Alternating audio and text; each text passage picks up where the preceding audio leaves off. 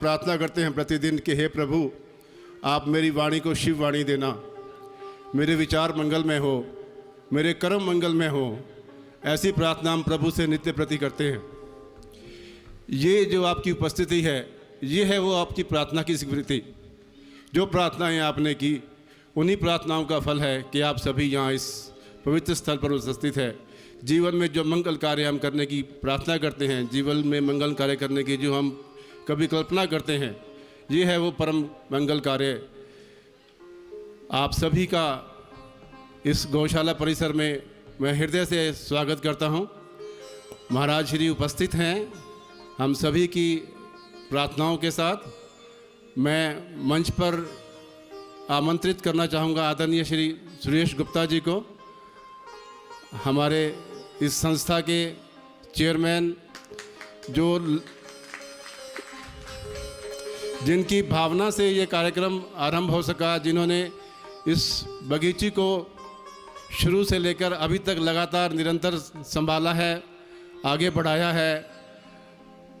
आप सभी के लिए मार्गदर्शक हैं और प्रेरणा स्रोत हैं।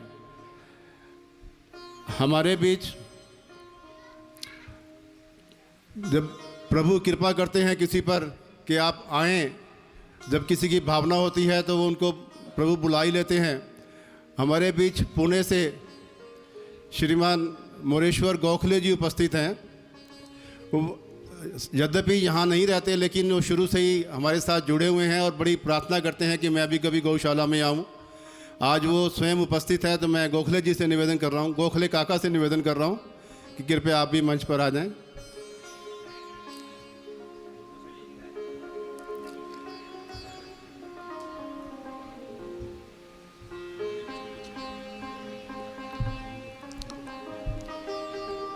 महाराज जी का स्वागत है।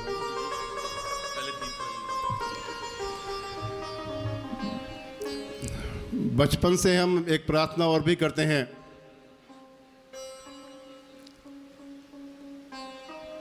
तमसो मां ज्योतिर्गमयम। हम प्रभु से प्रार्थना करते हैं कि हे प्रभु, मुझे अंधकार से प्रकाश की ओर लेके चलो। अस्तो मां सद्गमयम, तमसो मां ज्योतिर्गमयम, मृत्योर्मां अमृतगमयम। हे प्रभु, हमें मृत्यु से अमृत की ओर लेके चलो। ये प्रार्थना हम प्रतिदिन करते हैं और सदा जो भी हम कार्य करते हैं जीवन में, इसको लेके चलते हैं कि मेरा यह जन्म सिद्ध हो जाए और मैं निरंतर आगे बढ़ूं। और हमें मार्गदर्शन करते हैं हमारे जो इस ऋषि हैं, हमारे संत हैं, और जो हमसे बड़े हैं, हमारे बुजुर्ग हैं, जो हमारे लिए आदरणीय हैं, जिन्होंने हमें ये रास्ता दिखाया, हम इस रास्ते पर चले और लगातार हम उनसे प्रेरणा पाते हैं कि हम इस रास्ते पर लगातार चलते रहें और उनको हमेशा अपने समीप पाते हैं। जो ये हम प्रार्थना करते हैं कि हे प्रभु, हमें अंधकार से प्रकाश की ओर लेके चलो, तो उस पृथ्वी पर प्रकाश की ओर ले जाने वाले हमारे गुरु होते, हमारे प्रेरणा स्रोत होते हैं। ऐसे ही प्रबुद्ध मनुष्य जो यहाँ उपस्थित हैं, जिनको देखकर हम अपने जीवन को आगे बढ़ाते हैं, उनसे मैं निवेदन कर रहा हूँ कि वह दीप प्रज्वलन से इसी परंपरा को आगे बढ़ाएं। जिस प्रकार एक दीपक अंधकार को प्रकाश में बदल देता है, उसी प्रकार इनका मार्गदर्शन हमें हमारे जो भी हमारे मनों में, हमारे मस्तिष्क में अंधकार है, उसको प्रकाश की ओर ले चलें। इनका मार्गदर्शन हमें लगातार मिलता रहे। इन्हीं प्रार्थनाओं के साथ मैं दीप प्रज्वलन के लिए आमंत्रित कर रहा हूँ श्री सुरेश गुप्ता जी को, श्री गोखले जी को, श्री राम गोपाल गोयल जी। मेरी आवाज़ सुन रहे हो तो कृपया वो भी आएँ। हमारे वेद प्रकाश गुप्ता जी, संस्था के प्रधान श्री वेद प्रकाश गुप्ता जी, कृपया मंच पर आएँ दीप प्रज्वलन के लिए। शुभ्रवस्त्रावृता या वीणा वरदण्डमण्डितकरा, या श्वेतपद्मासना, या ब्रह्माच्युतशङ्करा प्रभृतिभिर्देवैः सदा वन्दिता, सा मां पातु सरस्वती भगवती निःशेषशून्यवादी। पंकजाड्यापहां सर्वमङ्गलमाङ्गल्ये शिवे सर्वार्थसाधिके शरण्ये त्र्यम्बके गौरी नारायणी नमोऽस्तु ते। लोकाभिरामो रणरङ्गधीरो राजीवनेत्रो रघुवंशनाथं कारुण्यरूपं करुणाकरं श्रीरामचन्द्रं शरणं प्रपद्ये।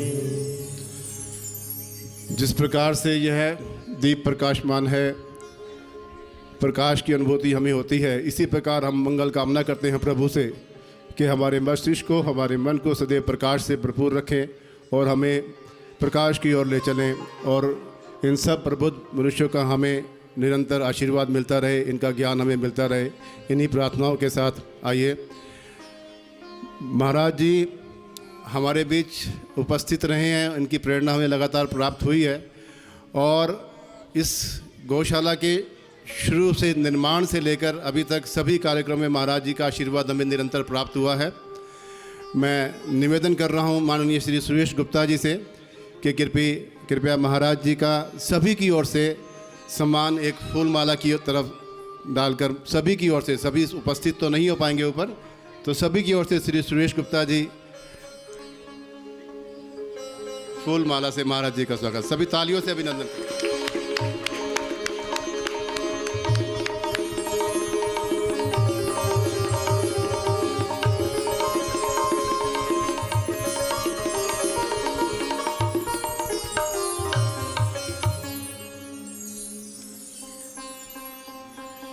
इस कार्यक्रम में सभी लोग आहिस्ता आहिस्ता उपस्थित हो रहे हैं।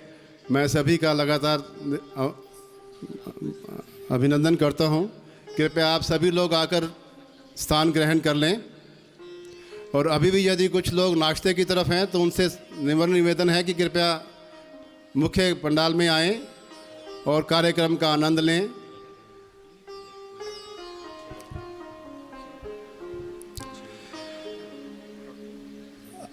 आप सभी इस गौशाला की स्थापना से लेकर अभी तक की यात्रा के साथ निरंतर जुड़े हुए हैं।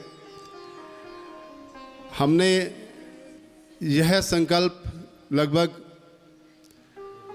जुलाई 2019 में लिया था, जब हम महाराज गौ ऋषि श्री दशचंद्रानंद जी की शरण में गए कि अभी जो कार्यक्रम हम कर रहे हैं वो हमें करने की आवश्यकता नहीं है पड़ रही, क्योंकि जो यह संस्था कार्य कर रही थी कि बूचड़खानों से गौ माता को बचा के लाने का, सभी लोगों की यह संस्था बनी हुई थी और सभी लोग जुड़े हुए थे। परंतु मोदी जी ने जो स्वप्न साकार किया, सैकड़ों वर्षों से जो ऋषियों के प्रयत्न थे कि गौ माता का वध बंद हो, इस भारत भूमि में गौ माता की पूजा होती है, अर्चना होती है, वहाँ पर गौ माता का वध हमें बर्दाश्त नहीं है।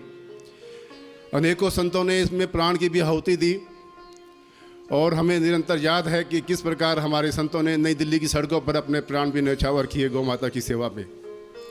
और मोदी सरकार ने आकर सबसे पहले ये काम किया दिल्ली में, और उत्तर प्रदेश में योगी सरकार ने भी सबसे पहले यही काम किया कि गौ माता का वध बंद होना चाहिए।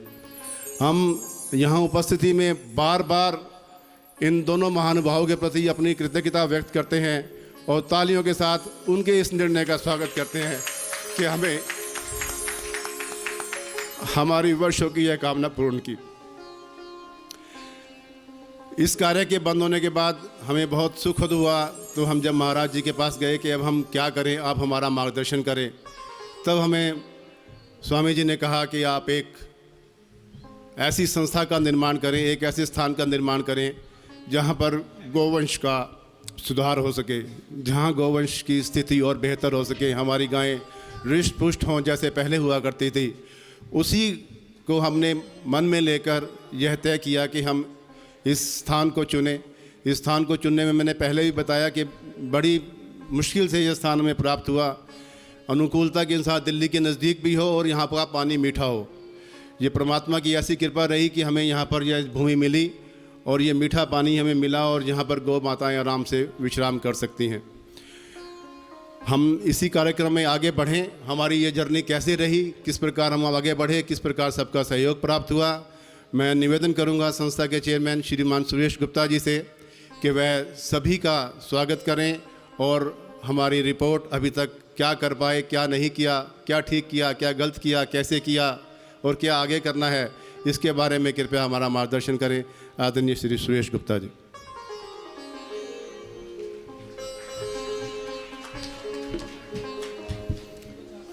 गौ प्रेमियों, आपको मेरा नमस्कार। मंच पर उपस्थित श्रद्धेय स्वामी जी और अन्य क्या आ रहा है? गाड़ी नंबर 7816 और 0404 ये गलत पार्किंग। निवेदन है कृपया इन गाड़ियों को यहाँ से हटा कर दूसरी वैले की पार्किंग की व्यवस्था अवेलेबल है। आप कृपया इन गाड़ियों को यहाँ से हटाते। 16404 श्रीराम जी दोबारा बताना। 7816 निवेदन है कृपया गाड़ियों को यहाँ से हटा लें, दूसरी जगह पे लगाएं। धन्यवाद। मंच पर विराजमान दीनबंधु दास जी, अन्य उपस्थित श्रद्धेय स्वामी जी और गौ प्रेमी बंधुओं, मेरा नमस्कार। ये हमारी गौशाला का जो कॉन्सेप्ट है, ये स्वामी दर्शनानंद जी के आदेश से और हमारे फूफा जी स्वर्गीय ओम प्रकाश जी की इच्छा से, जो हमारे वेद जी के और रवि जी के स्वर्गीय पिताजी हैं, उनके कॉन्सेप्ट से ये चालू हुआ और आज हमें खुशी है कि हम एक पूर्ण गौशाला के रूप में इसको साकार रूप से देख रहे हैं। आपको आश्चर्य होगा, ये गौशाला की स्थापना शिलान्यास जून 19 के अंदर हमारे बड़े भाई घनश्याम दास जी दालवाले के हाथ से इनका शिलान्यास हुआ और उसके बाद 9 महीने से कम समय में, बल्कि 6 महीने में ही, इस 6 और 6.5 महीने में ही हम इसकी उद्घाटन कर पाए जनवरी 20 में। ये पॉसिबल था आप लोगों के सहयोग से, आप लोगों की निष्ठा से, आप लोगों के कमिटमेंट से ये हम लोग कर पाए। तो मैं समझता हूँ इस गौशाला को 6-7 महीने में शिलान्यास से और उद्घाटन तक पहुँचाने में ये कोई आसान काम नहीं था। आप लोग सभी लोग मिलके इसको कर पाए, यही तभी हो पाया। इसी यात्रा में हम लोगों को स्वामी जी का, महाराज जी का सतत आशीर्वाद प्राप्त होता रहा। यही हमारे प्रेरणा के केंद्र बिंदु रहे। इसके साथ हमारे को 2 महर्षियों ने भी बहुत साथ दिया। हमारे को दत्त शरणानंद जी ने और डॉक्टर राजेंद्र जी ने भी बहुत साथ दिया। यहाँ पर इन्होंने फिजिकली यहाँ पर प्रेजेंट भी रहे और हमारे काम को काफ़ी उन्होंने उत्साह दिया हमको। तो मैं समझता हूँ कि आप लोगों के प्रयास से ये गौशाला तो स्थापित हो गई। इसमें 140-150 के करीब जो है गौवंश हैं और हम चाहते हैं कि हमारा नेक्स्ट ऑब्जेक्टिव है गौ संवर्धन का, वो और हम शुरू कर पाएँ। कोरोना पीरियड के अंदर ये रहा कि हम लोग पूरी तरह से नहीं काम कर पाए, लेकिन गौ सेवा के काम को हमने छोड़ा नहीं, ये सतत चलता रहा। हमारी कोर टीम पूरा काम करती रही और कोरोना पीरियड में भी हम इस सेवा में कभी कोई कोताही नहीं हुई। तो मैं चाहूँगा कि आप लोग सभी हमारा जैसे पहले साथ दे रहे थे वो साथ देते रहे। मैं सबको धन्यवाद देता हूँ और आभार प्रकट करता हूँ। धन्यवाद।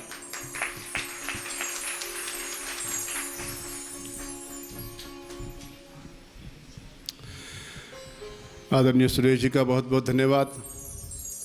धन्यवाद एक ऐसा शब्द है जिसमें सब कुछ समा जाता है। इस निर्माण में आप स्वयं अंदाज़ा लगा सकते हैं कितना खर्चा हुआ होगा। हम सब कहते हैं कि तन मन धन से सेवा करो, तन मन धन से काम करो, तन मन धन से सहयोग करो। और सुरेश जी ने इस बात को पूरा किया कि तीनों तरह से उन्होंने लगातार हमें इतना सहयोग दिया, इतना आशीर्वाद दिया कि यह काम पूरा हो सका। कभी भी किसी भी काम को पूरा करने के लिए, जिसे कहते हैं ना कि बोरी खुली रखी हुई थी कि जितना मर्जी ले जाओ, लेकिन काम अच्छा होना चाहिए। हमारा भी यही प्रयत्न रहा कि जब ऐसा हमें आशीर्वाद मिला है तो क्यों ना कुछ ऐसा करके दिखाएं कि भारत भूमि पर एक ऐसा स्थान बने जहां पर उत्तम गौएं, जिसकी हम कल्पना करते हैं, जिसको हमने वेदों में सुना है, जिसके हम कभी दर्शन फिजिकली कभी तक कर नहीं गए कि ऐसी सुंदर गौशालाएं, ऐसी सुंदर गायें हमारे यहाँ होती थी, अब नहीं हैं तो क्यों नहीं है। ये बड़ी तकलीफ़ वाली बात थी जब हमने गूगल पर पढ़ा कि साहिवाल नस्ल लुप्त होने जा रही है, और ये हमें कभी बर्दाश्त नहीं था कि हमारे होते हुए एक नस्ल लुप्त हो जाए। इसीलिए हमने साहिवाल नस्ल को चुना और हमारे वेद जी, अरविंद गोयल जी, नरेश गोयल जी लगातार पता नहीं कहाँ कहाँ जाकर, राजस्थान से, पंजाब से, दूर गंगानगर से, सरदार नगर से हमारे राजकुमार गुप्ता जी बड़ी मुश्किल से ढूंढ कर लाए। ऐसी गौओं को ढूंढ के लाए कि जो जैसी भी अवस्था में हमें अच्छी से अच्छी मिल सकती है, क्योंकि हमारा काम है, हमारा जो ध्येय है, इनको नस्ल को ऐसा सुंदर बनाना कि जो हमें वेदों में वर्णित मिलता है। अभी तक हमारा जो प्रयास था वो एक गौशाला के निर्माण में था। आप सभी के सामने जो ढांचा खड़ा हुआ है, ये जो भवन खड़ा हुआ है, ये जो परिसर खड़ा है, अभी तक इसमें लगभग 2-2.5 साल लग गए इसको बनाने में। अभी हमारा पूरा का पूरा ध्यान सिर्फ गौ संवर्धन की तरफ होने जा रहा है। हमारे अभी तक जो हमें रिज़ल्ट दिखाई दिए हैं, बड़ा मन खुश होता है। पिछले महीने जब मैं यहाँ पर वैसी, आपको एक बात बताना चाहूँगा कि हमारी इस कार्यक्रम को, इस यहाँ तक पहुँचने की जर्नी जो है, अरविंद गोयल जी ने हमें बहुत टाइट रखा कि सभी कार्यक्रम, सभी लगातार जो कोर कमेटी की मीटिंग है सुबह 6:30 बजे हुआ करती थी यहाँ पर। तो सुबह 6:30 मीटिंग के लिए आना पड़ता था यहाँ पर। हमें अरविंद गोयल जी लगातार बुलाते थे और यहाँ जो भी काम कर पाते थे, उसका ही रिज़ल्ट था कि जब मैं पिछले महीने भी यहाँ पर आया तो ऐसी बछिया को देखा कि जो जिस रूप में हम गौ माता को लाए थे और जिस रूप में हम बछियों को देख रहे हैं, बहुत ही काबिल तारीफ़ इसमें तरक्की हुई है। बहुत ही मन को संतुष्टि हुई कि हम कम से कम सही रास्ते पर तो चल रहे हैं। और हमें ऐसा लगता है कि आने वाले समय तो लगेगा। देखिए, कोई भी हम काम करते हैं उसमें मेहनत होती है, उसमें लगातार सही दिशा में मेहनत हो तो फल अवश्य मिलता है। तो मुझे ऐसा लगता है कि हम आने वाले 8-10 साल तो लगेंगे, लेकिन 8-10 साल में ऐसी गौ माता यहाँ पर आपको दर्शन होंगे जो आप कभी कल्पना भी नहीं कर सकते। इसके लिए यहाँ पर सभी जो भी लोग काम कर रहे हैं, मैं उनका प्रति मन से धन्यवाद करता हूँ कि लगातार जो यहाँ काम कर रहे हैं और जिनकी हमें प्रेरणा बाहर की मिलती है, उन सब का भी धन्यवाद व्यक्त करता हूँ कि वो हमें नॉलेज देते हैं, हमें इन्फॉर्मेशन देते हैं और यहाँ कर आके हमारी हेल्प करते हैं या गाइडेंस कर देते हैं कि हम गौ माता को और बेहतर से बेहतर बना सकें।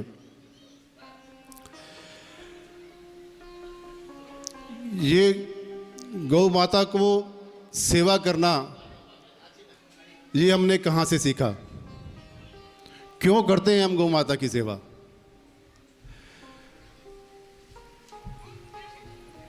हमें लगातार पीढ़ियों से हम ये काम करते आए हैं। हमारे ऊपर हम एक जनेऊ पहनते हैं, जिसे आप उपनयन भी कहते हैं और यज्ञोपवी भी कहते हैं। और ये यज्ञोपवी संस्कार हम सभी का हुआ होगा, मेरे ख्याल तो सभी का हुआ है। और हम आज भी बच्चों का यज्ञोपवी संस्कार करते हैं, प्रयोजन करते हैं और उसमें हम जनेऊ धारण करते हैं। आज संभवतः हम सबके कंधे पर जनेऊ ना हो, लेकिन उसकी अनुभूति हमें है कि जनेऊ के जो 3 धागे हैं वो हमारे कंधे पर हैं। जनेऊ के 3 धागे किस चीज़ के द्योतक है, क्या प्रिंसिपल है?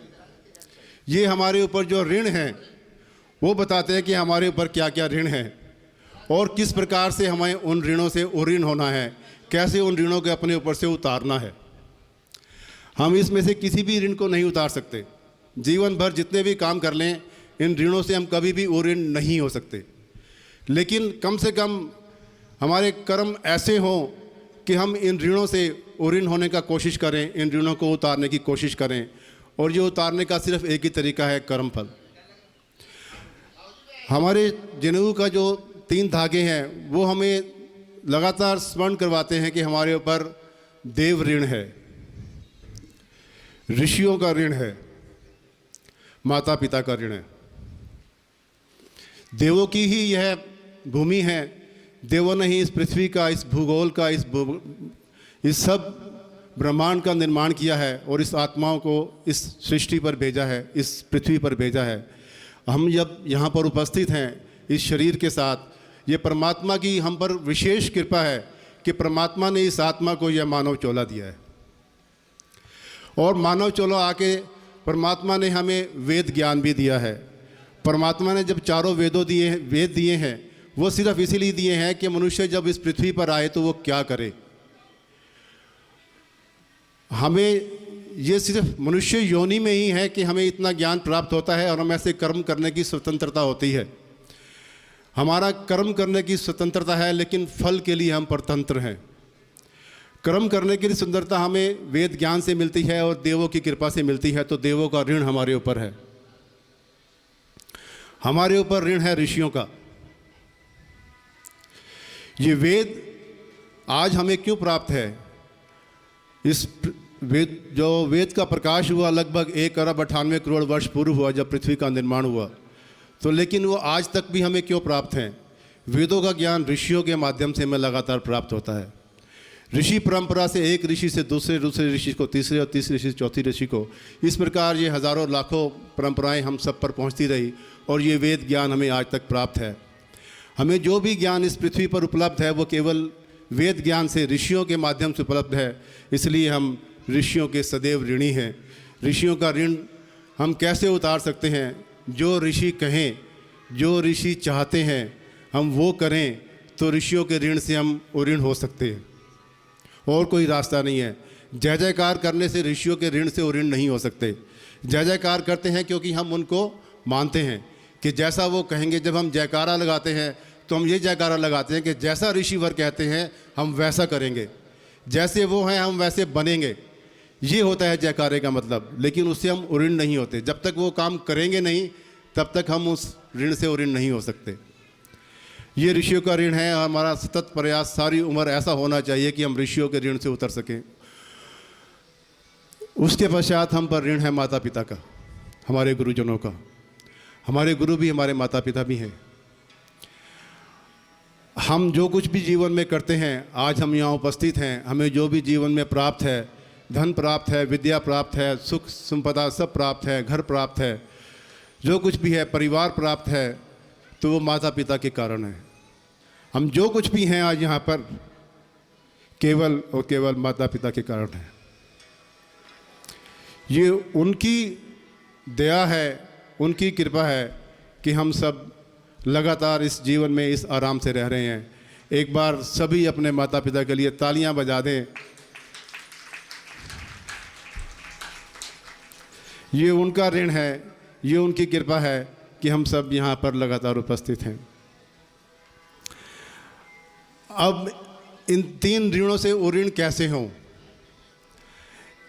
सभी कुछ ऐसा है जो बहुत कुछ कॉमन है। इन तीनों में एक चीज़ कॉमन है। हमारे देव भी कहते हैं हम गाय की पूजा करें, हमारे ऋषि भी कहते हैं हम गाय की पूजा करें, हमारे माता पिता भी कहते हैं हम गाय की पूजा करें। और हमने उनको देखा है पूजा करते हुए। ऋषियों को भी देखा है और माता पिता को भी देखा है कि वो गाय की पूजा करते थे। गाय की पूजा हम जो कहते हैं कि गौ पूजन हमने किया, वो गौ पूजन एक सांकेतिक है कि हम मन में श्रद्धा इस प्रकार की रखें कि हम सदैव गौ को इस प्रकार पूजें। लेकिन गौ की पूजा है गौ की सेवा। हम गाय को कभी भूखा ना तड़पने दें। परमात्मा ने सभी चीज़ों की व्यवस्था की है, हम कोई व्यवस्था करने वाले नहीं हैं। हम तो व्यवस्था को बिगाड़ने वाले हैं। जब से मनुष्य इस पृथ्वी पर आया है तभी से व्यवस्थाएं बिगड़ी हैं, उससे पहले व्यवस्था बिगड़ी हुई नहीं थी। आज भी यदि कहीं जंगल की व्यवस्था बिगड़ी है या भूमि पर कहीं व्यवस्था बिगड़ी है तो वो केवल और केवल मानव के कारण है। और ये हमारा फ़र्ज़ है कि हम जो व्यवस्था बिगड़ी है उसको कम से कम हम सीधे रास्ते पर चलने वाले हैं, हमें परमात्मा की कृपा प्राप्त है, हमें ऋषियों की कृपा प्राप्त है, तो कम से कम हम स्वयं सीधे रास्ते पर चलें और औरों को प्रेरणा दें कि वो भी सीधे रास्ते पर चलें और इस पृथ्वी पर जो संतुलन बिगड़ा हुआ है उसे हम सीधा करने की कोशिश करें। जो गौएँ जिनके लिए पर्याप्त मात्रा में परमात्मा ने आहार उपलब्ध करवाया है लेकिन हमने उसको बिगाड़ दिया।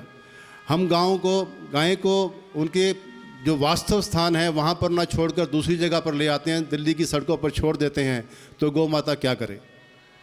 उसके लिए जिम्मेवार गौ माता नहीं है, उसके लिए व्यक्ति खुद जिम्मेदार है जो उनको सड़कों पर छोड़ देते हैं। उनके मन में किस प्रकार की भावना है हम नहीं कह सकते, लेकिन हमारे मन में तो सद्भावना है।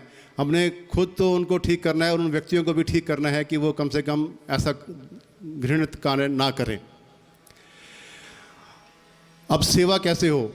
गौ माता की सेवा हम कई तरह से कर सकते हैं। गौ माता की सेवा हम पृथ्वी पर कर सकते हैं।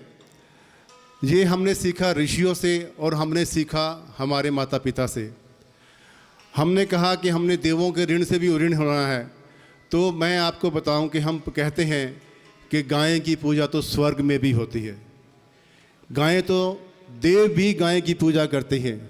गौ माता में ही गाय देव विद्यमान हैं, वेद उपस्थित हैं। जिस गौ माता की हमें ऋषि पूजा करते हैं, उनका सत्कार करते हैं, उनकी सेवा करते हैं, माता पिता सेवा करते हैं, देव भी सेवा करते हैं, स्वर्ग में भी पूजी जाती हैं, तो उस गौ माता को हम क्यों ना पूजें? ये आप सबके निरंतर प्रयास से हम यहाँ तक पहुँचे हैं। जो प्रेजेंट स्वरूप है इस गौशाला का, ये सब आपके कारण है। आपके निरंतर सहयोग से हम यहाँ तक पहुँचे हैं। मैं कहूँ हम यहाँ तक पहुँचे हैं, आपके साथ बोल रहा हूँ कि आप सब यहाँ तक पहुँचे हैं और अभी हमें काफ़ी आगे तक जाना है। जिस काम से हम आगे बढ़े हैं उस काम से हम निरंतर आगे बढ़ेंगे। हमारा कोई रास्ता रुकने वाला कोई है नहीं, सभी लोग इकट्ठे हैं तो रुक नहीं सकता ये रास्ता। आप सभी इस सेवा में हमारे साथ हैं, आप स्वयं इस सेवा को लिए हुए हैं। इस भारत भूमि पर जितनी भी गौशालाएं हैं वो सब हमारी हैं। इस गौशाला पर हम यहाँ फिजिकली उपस्थित हैं, लेकिन जितनी भी गौशालाएं इस भारत भूमि पर हैं वो सब हमारी हैं। उन सब की सेवा करना हमारा दायित्व है। चाहे हम श्री कृष्ण गौशाला की बात करते हैं, चाहे हमें महाराज श्री द्वारा संचालित गोधाम पथमेड़ा जी की बात करते हैं, अथवा हम जड़खोर गोधाम की यात्रा की बात करते हैं। वृंदावन में जितनी भी गौशालाएं हैं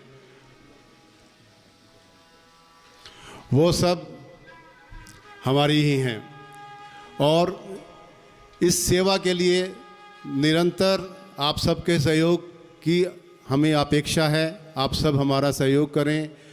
आज हम इस कार्यक्रम में उपस्थित हैं। आज 6 मार्च को श्री कृष्ण गौशाला में भी कार्यक्रम है जिसकी हमें लगातार सहायता मिलती है। और मैं आपको बता दूं, क्योंकि हम सब वहां उपस्थित नहीं हो सके, लेकिन श्री कृष्ण गौशाला को 1,51,000 की राशि इस गौशाला की तरफ से पहुंचाई जा चुकी है। ये आप सबके सहयोग से है कि हम श्री कृष्ण गौशाला को ये राशि पहुंचा सकें। जब हमने यहाँ पर कार्यक्रम ये कंस्ट्रक्शन करनी आरंभ की तो कहते हैं कि एक लोकल गार्डियन की भी ज़रूरत होती है। तो यहाँ लोकल गार्डियन है हमारा माँ सरस्वती पब्लिक स्कूल। हमारे मास्टर जी यहाँ उपस्थित हैं। मैं चाहूँगा सब एक बार तालियों से उनका स्वागत करें। इतनी भावना के साथ यहाँ सेवा करते हैं। कोई भी काम हो, मैं जहाँ भी बैठा हूँ वहीं से फ़ोन करता हूँ और मास्टर जी यहाँ पर काम को पूरा कर देते हैं। आप सभी को मैंने जिस प्रकार से कुछ बातों से अवगत कराया, मैं अब महाराज श्री के चरणों में निवेदन करता हूँ कि वो कृपया हमारा मार्गदर्शन करें।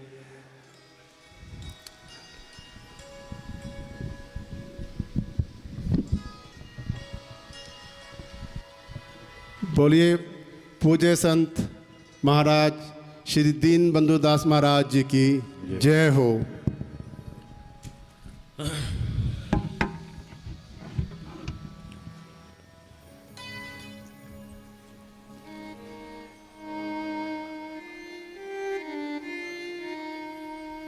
हरिः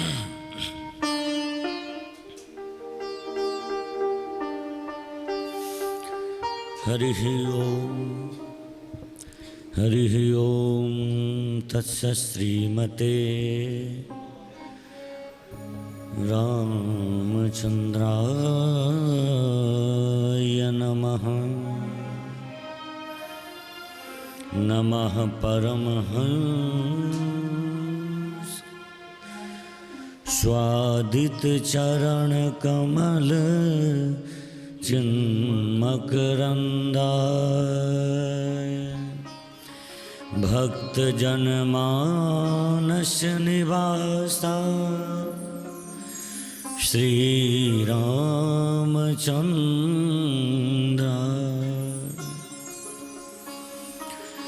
वागीशायस्य वदने लक्ष्मीर्यस्य च वक्षसि यस्यास्ते हृदये संवित् तं नृसिंहमहं भजे। विश्वसर्ग विसर्गादीन् नवलक्षण श्रीकृष्णाख्यं परं धाम जगद्धाम नमामि। नमो गोभ्यः श्रीमतीभ्यः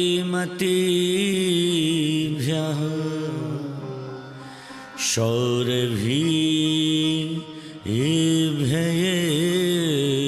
च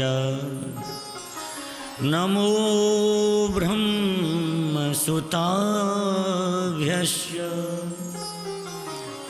पवित्राभ्यो नमो नमः। अज्ञानतिमिरान्धस्य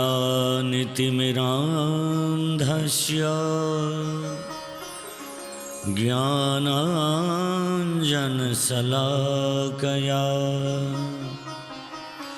चक्षुरुन्मीलितं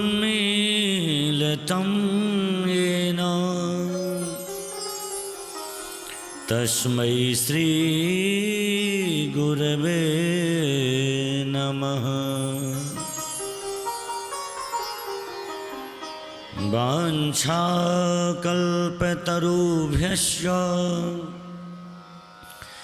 कृपासिन्धुभ्येव च पतितानां पावनेभ्यो वैष्णवेभ्यो नमो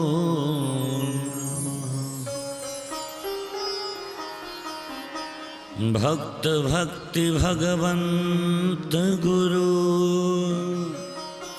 चतुरनाम बपुए इनके पद वंदन किए नासहि विघ्न अने। जय गो माता जय गोपाल भक्त वत्सल प्रभु दीन दयाल। जय गो माता जय गोपाल भक्त वत्सल प्रभु दीन दयाल। जय गो माता जय गोपाल भक्त वत्सल प्रभु दीन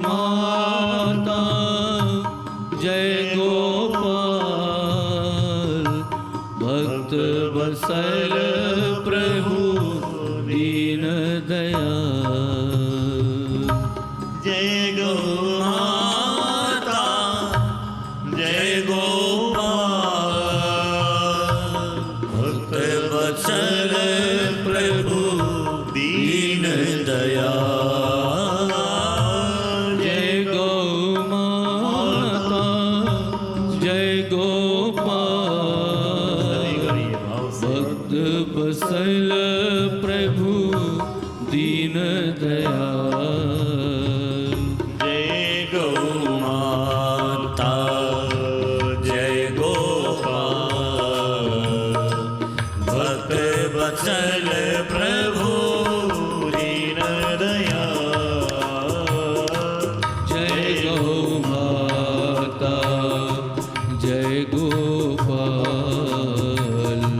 भक्त वत्सल प्रभु दीन दयाल।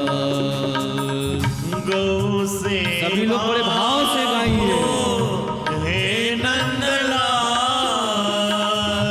गौ सेवा हो हे नंदलाल,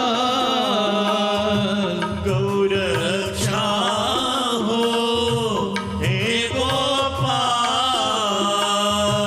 गौ रक्षा हो हे नंदलाल। घर घर गाय पले गोपाल। घर घर गाए बोले नंदपाल, गाय सुखी हो दीन दयाल। गाय सुखी हो दीन दयाल। जय गौ माता जय। दोनों हाथ उठा के ताली सेवा करते हुए प्रभु दीन दयाल। जय गौ माता जय गोपाल, भक्त बसल प्रभु दीन दयाल। जय गौ माता जय गोपाल, भक्त बसल प्रभु दीन दयाल। जय गौ माता जय गोपाल, भक्त बसल प्रभु दीन दयाल। जय गौ माता जय गोपाल। भक्त वत्सल प्रभु दीन दयाल। जय गौ माता जय गोपाल, भक्त बसल प्रभु दीन दयाल। जय गौ माता जय गोपाल। भक्त वत्सल प्रभु दीन दयाल। जय गौ माता जय गोपाल, भक्त बसल प्रभु दीन दयाल। जय गौ माता जय गोपाल, भक्त बसल प्रभु दीन दयाल। जय गौ माता जय गोपाल, भक्त बसल प्रभु दीन दयाल। भक्त वत्सल प्रभु दीन दयाल, भक्त बसल प्रभु दीन दयाल।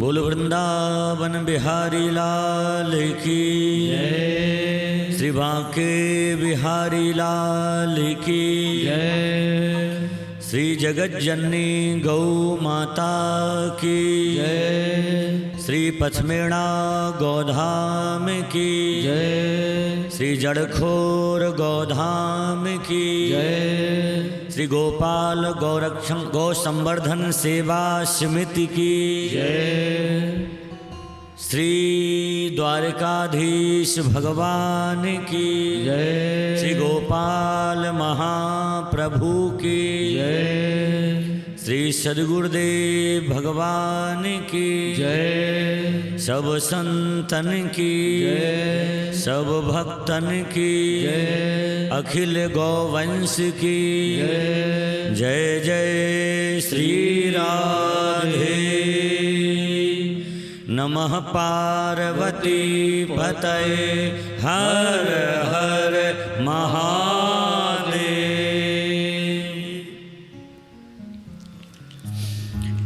हरिशरणम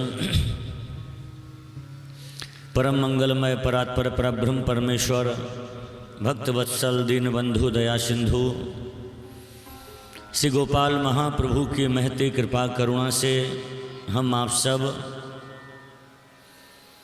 इस गोपाल गौ संवर्धन समिति के तत्वावधान में प्रतिवर्ष जो यहाँ का वार्षिक महोत्सव होता है, इस वर्ष वार्षिक महोत्सव में उपस्थित हैं। आज इस परिसर में प्रवेश करते ही हमारा हृदय बहुत प्रसन्न हुआ, मन बहुत प्रसन्न हुआ। आते ही इतना भव्य दिव्य गौमाता का आवास आप लोगों ने निर्माण कर दिया, यह देख करके मन में बड़ी प्रसन्नता हुई है। पहली बार जब कथा हुई उस क्रम में यहाँ का भूमि पूजन का और कार्यक्रम हुए, हम अपनी बात कहें, हमें ऐसा नहीं लगता था कि इतने जल्दी आप लोग इतना बड़ा कार्य कर लेंगे। लेकिन लगभग 7-8 महीने के अंदर में तो दोबारा आयोजन हो गया और भव्य रूप से गौ माता की व्यवस्थाएं यहाँ पर हो गई हैं। और हम जितनी बार यहाँ आए उतनी बार कुछ ना कुछ गौ माता को तो संवर्धन हो ही रहा है, इस स्थल का भी संवर्धन होते ही हमें दिख रहा है। जब देखते कुछ ना कुछ संवर्धन यहाँ होता जा रहा है। और जब गौ माता को देखते हैं तो भी मन खूब प्रसन्न होता है। गौ सेवा कैसी हो रही है ये हम लोग मंच के माध्यम से बताएं अथवा परिचय बांट करके बताएं, उसकी ज़्यादा महिमा नहीं है। यहाँ आकर के जब लोग गाय का दर्शन करें और गौ माता अपने स्वरूप से बता दें कि हमारी सेवा हो रही है, वही सच्ची सेवा कही जाती है। और यहाँ की आप गौ माता को देख लें, कितनी स्वस्थ और कितनी सुंदर। गौ माता अपने आप बता रही हैं कि हमारी कैसी सुंदर सेवा हो रही है। इस समिति के द्वारा गौ रक्षण का कार्य पूर्व में होता रहा, आप सब अवगत हैं ही, और अभी मंच के माध्यम से भी आपको बताया गया। लेकिन जब हमारी भारत सरकार ने स्वयं गौरक्षा का बीड़ा उठाया तो जिन लोगों के हृदय में अपने पूर्वजों के आशीर्वाद स्वरूप अथवा भगवान की कृपा से मन में गौरक्षण का भाव था और गौ सेवा की लगन जिसे एक बार लग जाए, गौ सेवा का रस जिसे आ जाए, सेवा करने का भाव एक बार मन में प्रकट हो जाए, फिर वो बिना सेवा किए रह नहीं सकता है। तो समिति वालों ने विचार किया कि अब ये कार्य तो हमें करना नहीं, क्योंकि सरकार कर रही है, तो हम लोग क्या करें। और मन में भाव ये था कि गौ माता की सेवा तो करनी है। तो परम पूज्य प्रातस्मरणीय संपूर्ण विश्व में जिन्होंने गौ सेवा की अलख जगाई है, ऐसे परम पूज्य गौरसी स्वामी श्री दत्त शरणानंद जी महाराज, उनका मार्गदर्शन और परम पूज्य प्रातस्मरणीय हमारे गुरुदेव श्री मलुक पीठाधीश्वर जी महाराज, उनका मार्गदर्शन आप सबको मिला और उन महापुरुषों ने आपसे कहा कि अब आप लोग संवर्धन का कार्य करें। और आप लोगों ने वो बीड़ा उठाया और आज संवर्धन के कार्य में समिति कार्य कर रही है। हम निवेदन करें आप लोगों से, आज गौ रक्षा आवश्यक है और प्रायः संस्थाएं कर रही हैं, लेकिन गौ रक्षा से भी ज़्यादा आवश्यक अगर है तो वो संवर्धन की बहुत बड़ी आवश्यकता है। आज प्रायः गाय की जो हमारी भारतीय एक प्राचीन नस्ल थी वो लुप्त होती जा रही है। और जब भारतीय देसी नस्ल की गायों की जो प्राचीन नस्ल है अगर वो लुप्त हो जाएंगी तो ध्यान रखना फिर हम गाय को पहचानना ही भूल जाएंगे। आज हुआ क्या है, प्रायः नई पीढ़ी के लोग यही भूल गए कि गाय कहते किसे हैं। वो एक जर्सी जो दुधारू पशु है उसे भी गाय मान लेते हैं। कई जगह तो महाराज उन्हें यही पता नहीं कि गाय होती क्या है। गाय का जिसमें लक्षण घटित हो। और हम एक बात और कहें, हमारे पुराणों को आप उठा करके देखें, पुराणों में वर्णन है किस नस्ल की गाय का दूध श्रेष्ठ होता है, किस नस्ल की गाय का घी श्रेष्ठ होता है, किस नस्ल की गाय का दही से कौन सी बीमारियां ठीक होती हैं, किस नस्ल की गाय का गौमूत्र श्रेष्ठ माना जाता है। इसका बड़ा वर्णन है आयुर्वेद में और पुराणों में। तो पहले एक एक नस्ल को हम लोग संवर्धित करें, उसका संवर्धन करें। गौ दूध गव्य पदार्थों की बहुत बड़ी महिमा है, लेकिन आज उस मात्रा में लाभ नहीं मिल पाता है लोगों को उन गव्य पदार्थों से जैसा मिलना चाहिए। आयुर्वेद में गौमूत्र की इतनी महिमा लिखी है पृथ्वी का अमृत है, लेकिन उस गौमूत्र के द्वारा लाभ जरूर मिल रहा है, लेकिन संपूर्ण लाभ जो चमत्कारिक फायदे उसके लिखे हैं वो संपूर्ण हमें प्राप्त नहीं हो पा रहे हैं। क्या कारण है? बहुत ध्यान से सुनिएगा। उसका मूल कारण है आज संवर्धित गौवंश नहीं है हमारे पास में, मिक्स हो गए हैं। गौमूत्र की, गाय के दूध की, गाय के दही की, गाय के घी की महिमा है, लेकिन एक ही नस्ल की शुद्ध नस्ल जो हो, आप उस गाय का दूध पी करके थोड़े दिन देखिए, आपको चमत्कारिक लाभ मिलेगा।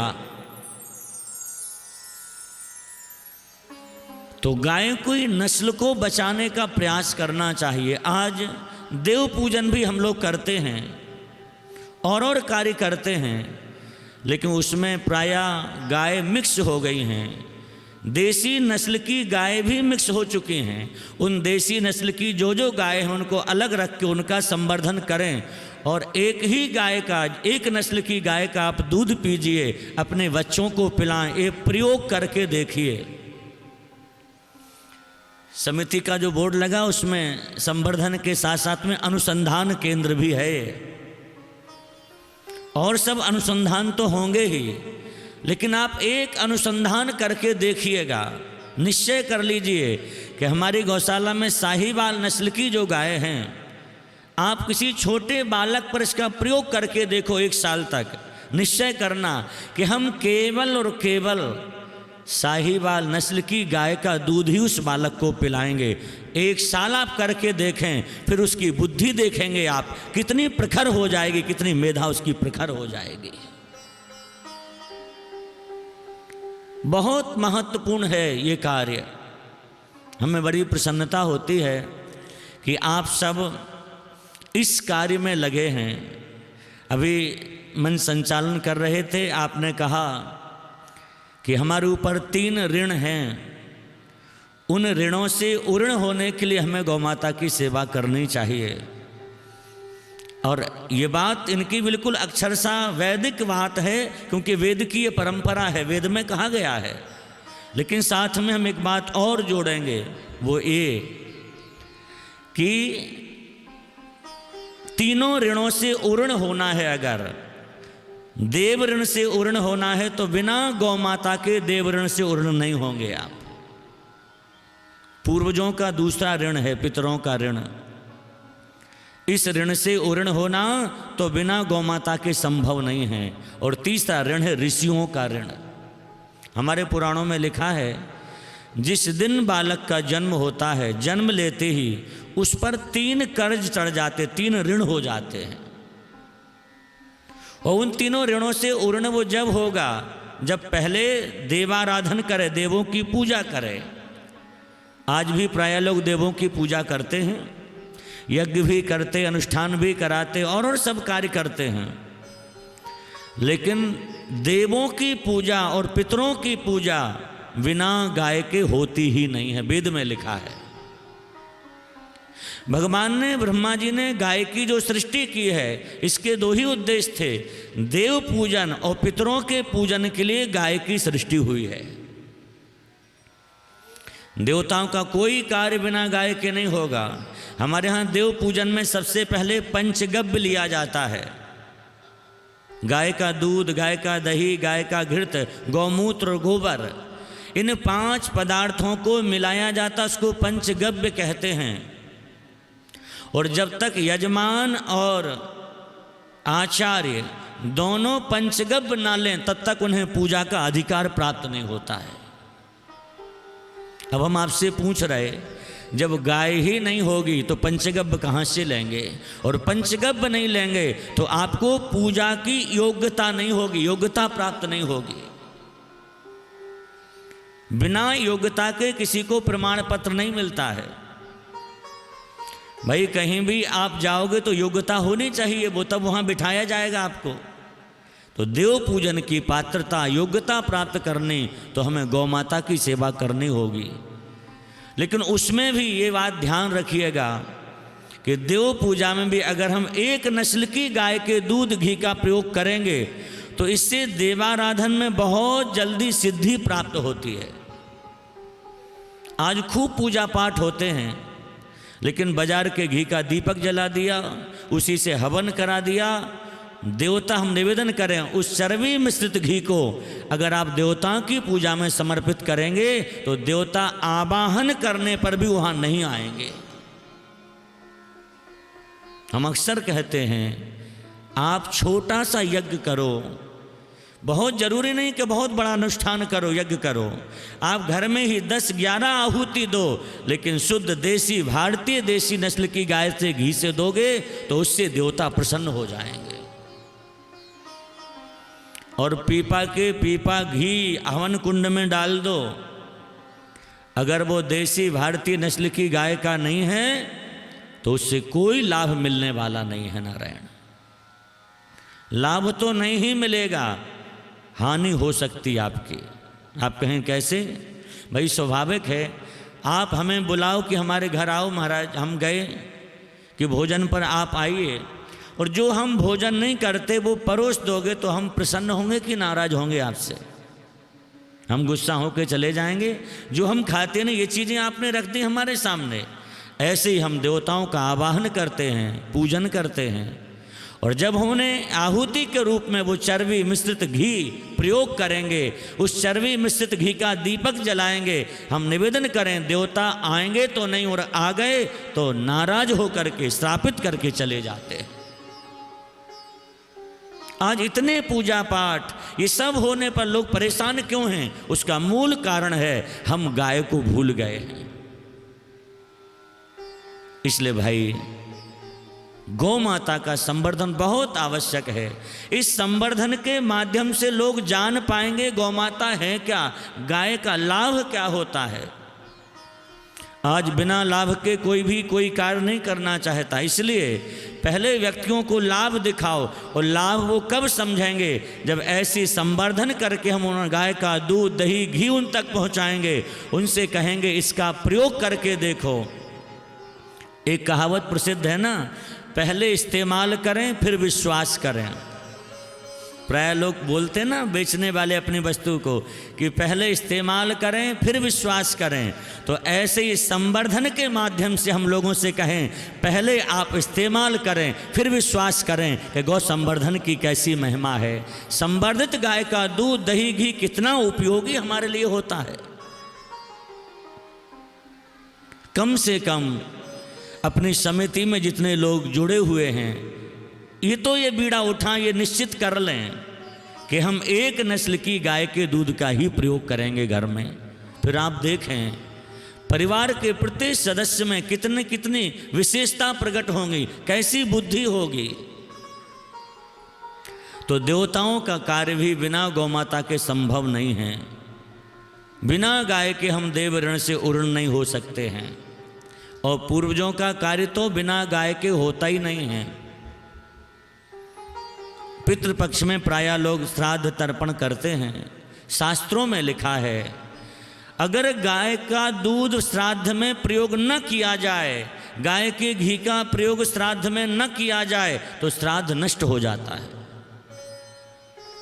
इसलिए भाई अगर गाय का दूध दही प्राप्त हो जाए तो अच्छा है, श्राद्ध करो, और ना हो सके तो लिखा है पद्म पुराण में आप और कुछ मत करो। कहीं आसपास भारतीय देसी नस्ल की गाय घूम रही हो तो एक मुट्ठी घास उखाड़ करके अथवा खरीद करके उस गाय को खिला देना, और पितरों से कहना कि हमें गौ माता का घी दूध उपलब्ध नहीं हुआ तो हम श्राद्ध की पात्रता तो प्राप्त नहीं कर सके, ये घास आज की तिथि पर हम गौ माता को खिला रहे, आप प्रसन्न हो जाएं, उसी से पितर प्रसन्न हो जाएंगे, संतुष्ट हो जाएंगे और आप सबको आशीर्वाद देंगे वो।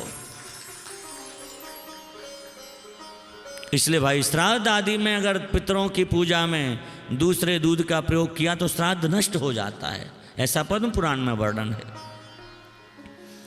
और तीसरा है ऋषियों का ऋण। ऋषियों ने क्या कहा हम सबको? देखो हम सब ऋषियों की संतान हैं, और ऋषि यही चाहते हैं कि हमारी संतान सुखी रहे। आप किसी भी ऋषि के चरित्र को देख लें, उन्होंने गौ सेवा की है और प्रेरणा दी है कि हम सबको गौ सेवा करनी चाहिए। अब गौ सेवा के कई प्रकार हो सकते हैं। जो लोग समय दे सकते वो गौशाला में जाकर के समय दें। जो शरीर से सेवा कर सकते वो शरीर से सेवा करें। जो मन से सेवा कर सकते वो मन से सेवा करें। और जिन्हें भगवान ने धन दिया है वो धन के द्वारा सेवा करें। तीनों तरह से गौ माता की सेवा हो सकती है। श्री वल्लभाचार्य जी महाराज अपनी भागवत की टीका सुबोधनी जी में एक बात कह रहे हैं कि भगवान की 3 तरह की सेवा है। उस 3 तरह की सेवा से ठाकुर जी प्रसन्न होते हैं। पहली सेवा बता रहे मानसी, दूसरी तनजा शरीर से और तीसरी वित्तजा। पर इन तीनों सेवाओं में बड़ी सावधानी है। मानसी सेवा वो कर सकेगा जिसका मन बहुत पवित्र हो, बहुत निर्मल हो। मन निर्मल ना हो तो हम आंख बंद करके बैठे मानसी सेवा में, ध्यान कहीं और चला जाए। मानसी सेवा करने के लिए हमें वो भाव चाहिए हृदय में जिससे मन से हम भगवान से जुड़ जाएं।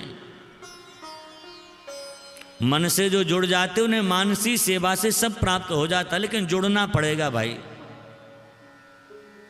कथा सुनी होगी आपने, प्रायः लोग एक कथा सुनाते हैं कि एक भगत से कह दिया कि तुम मानसी सेवा करोगे वल्लभाचार्य जी ने। उसने कहा, बड़ा कृपण था, बहुत कंजूस व्यक्ति था, 1 रुपये भी खर्च कर नहीं सकता और भाव उसका था कि हम भी भगवान को प्राप्त करें। तो वल्लभाचार्य जी ने कहा तुम मानसी सेवा करो, मन से सेवा करो। बोले मानसी सेवा में क्या करना? बोले भाव करना है। भगवान को स्नान करा रहे, बढ़िया वस्त्राभूषण पहना रहे, सुंदर सुंदर भोग लगा रहे, और साथ में कहा एक काम रोज जरूर करना। क्या? बोले रात्रि के समय ठाकुर जी को ऐसी भावना करना, देसी गाय का बढ़िया दूध मिश्री डाल करके पिला रहे हैं। वो भावना करता रोज। बड़ा कृपण था, कंजूस बहुत था।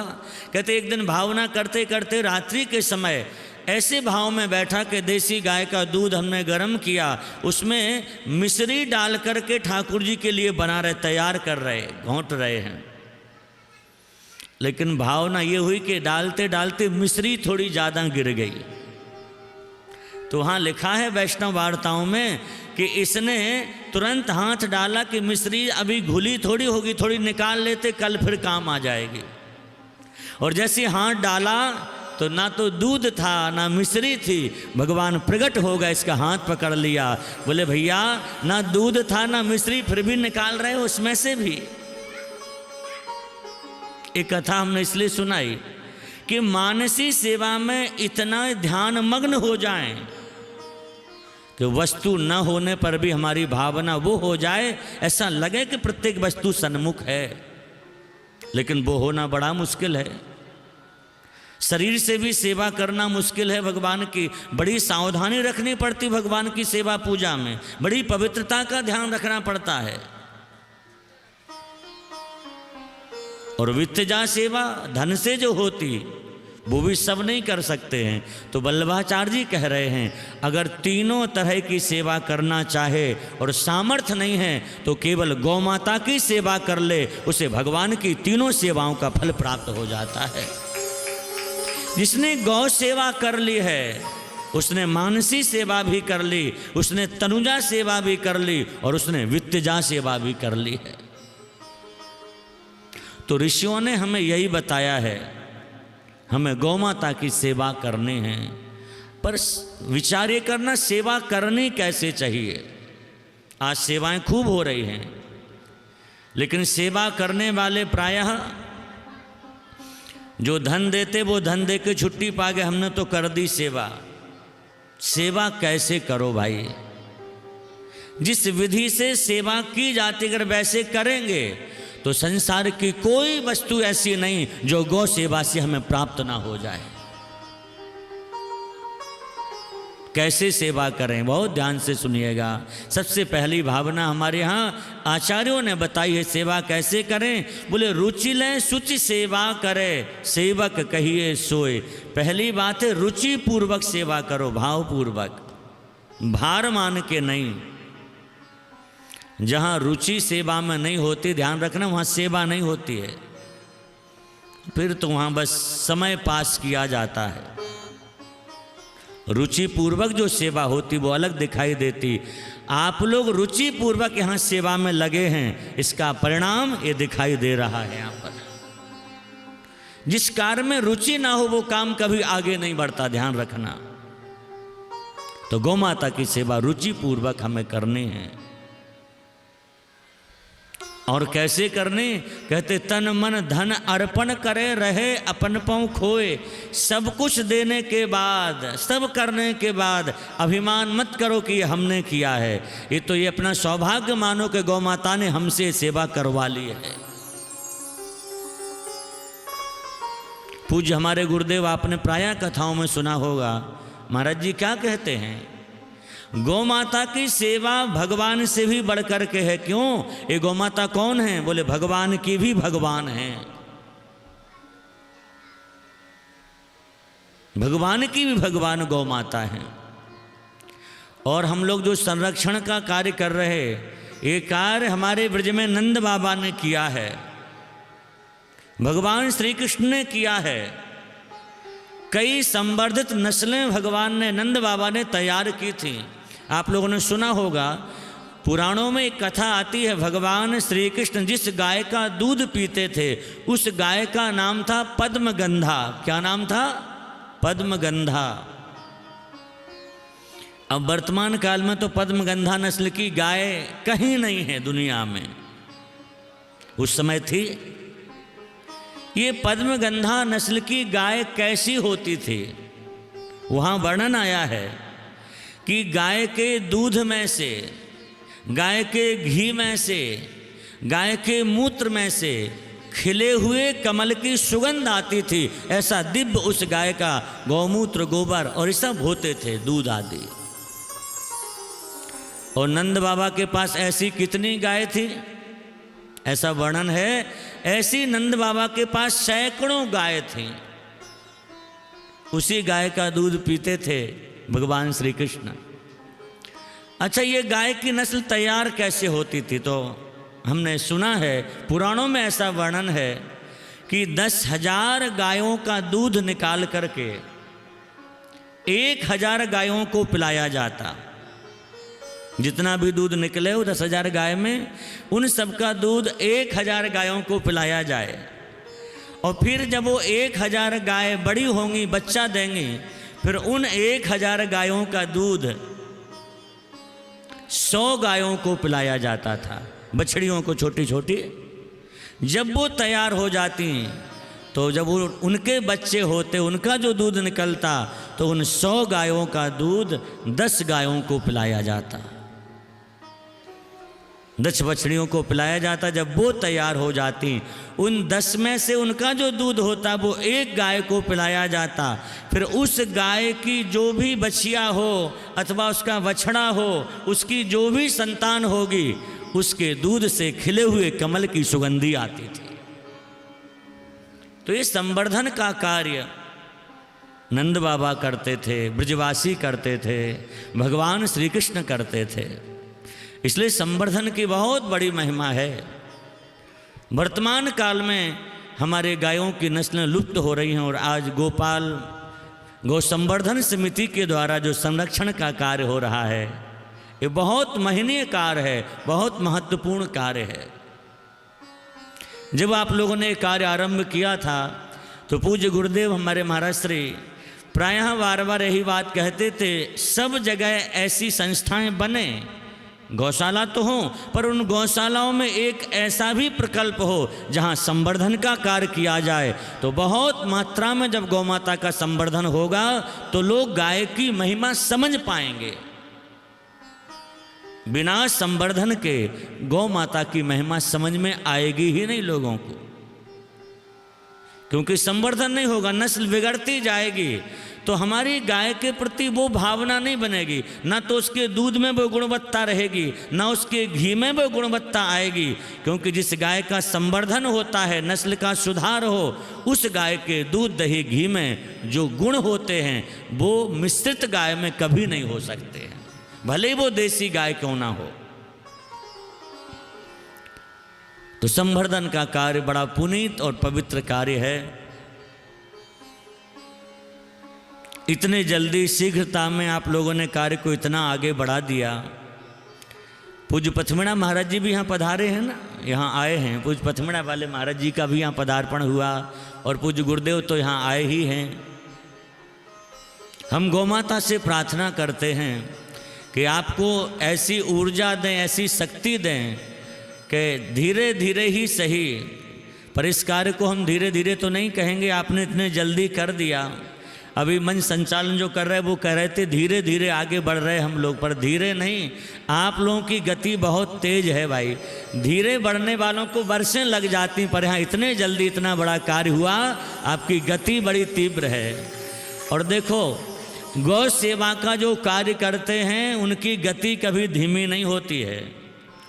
जो गव्य पदार्थों का सेवन करें भला वो धीमे कभी पड़ते ही नहीं, वो ढीले नहीं पड़ते, वो तो एक कदम हमेशा आगे ही रखते हैं। गौमाता के गव्य पदार्थों में वो सामर्थ्य होती है कि सबको ऊर्जावान बना देती हैं, एक नई ऊर्जा का संचार होता है। तो ऐसी पवित्र गौमाता की हम लोग सेवा कर रहे हैं, संवर्धन का कार्य कर रहे हैं। बस थोड़ी सी बात कह कर के हम विराम करेंगे। पृथ्वी के 7 स्तंभ हैं जिन पर धरती टिकी हुई है। घर मकान बनाते हैं, शेड बनाते हैं तो कोई ना कोई 2-4 6 पिलर खड़े करते जिस पर ये पूरा स्ट्रक्चर खड़ा रहे। तो ये पूरी धरती किस पर रुकी हुई है, इसका कोई तो आधार होगा। तो हमारे यहाँ पुराणों में वर्णन है 7 खंभों पर ये पृथ्वी टिकी हुई है। पृथ्वी के 7 सुदृढ़ स्तंभ हैं और उन 7 में से एक भी डगमगा गया, ध्यान रखना। जिन खंभों पर आपकी बिल्डिंग टिकी होती, एक भी खंभा गड़बड़ हुआ तो कहते ना मकान कमजोर हो गया। तो इन 7 में से एक भी कमजोर होगा तो भैया पृथ्वी डगमगा जाएगी, हिलने लग जाएगी, पृथ्वी में उथल पुथल होने लग जाएगा। तो 7 खंभे कौन कौन से हैं? उन 7 खंभों में सबसे पहला स्तंभ अगर कोई है तो वो है गाय। गोभिर विप्रैश्य वेदैश्य सतीभि सत्यबाधवी अलुब्धई दानशीलैश्य सप्तभिर धार्यते महीम। सबसे पहला स्तंभ है गाय।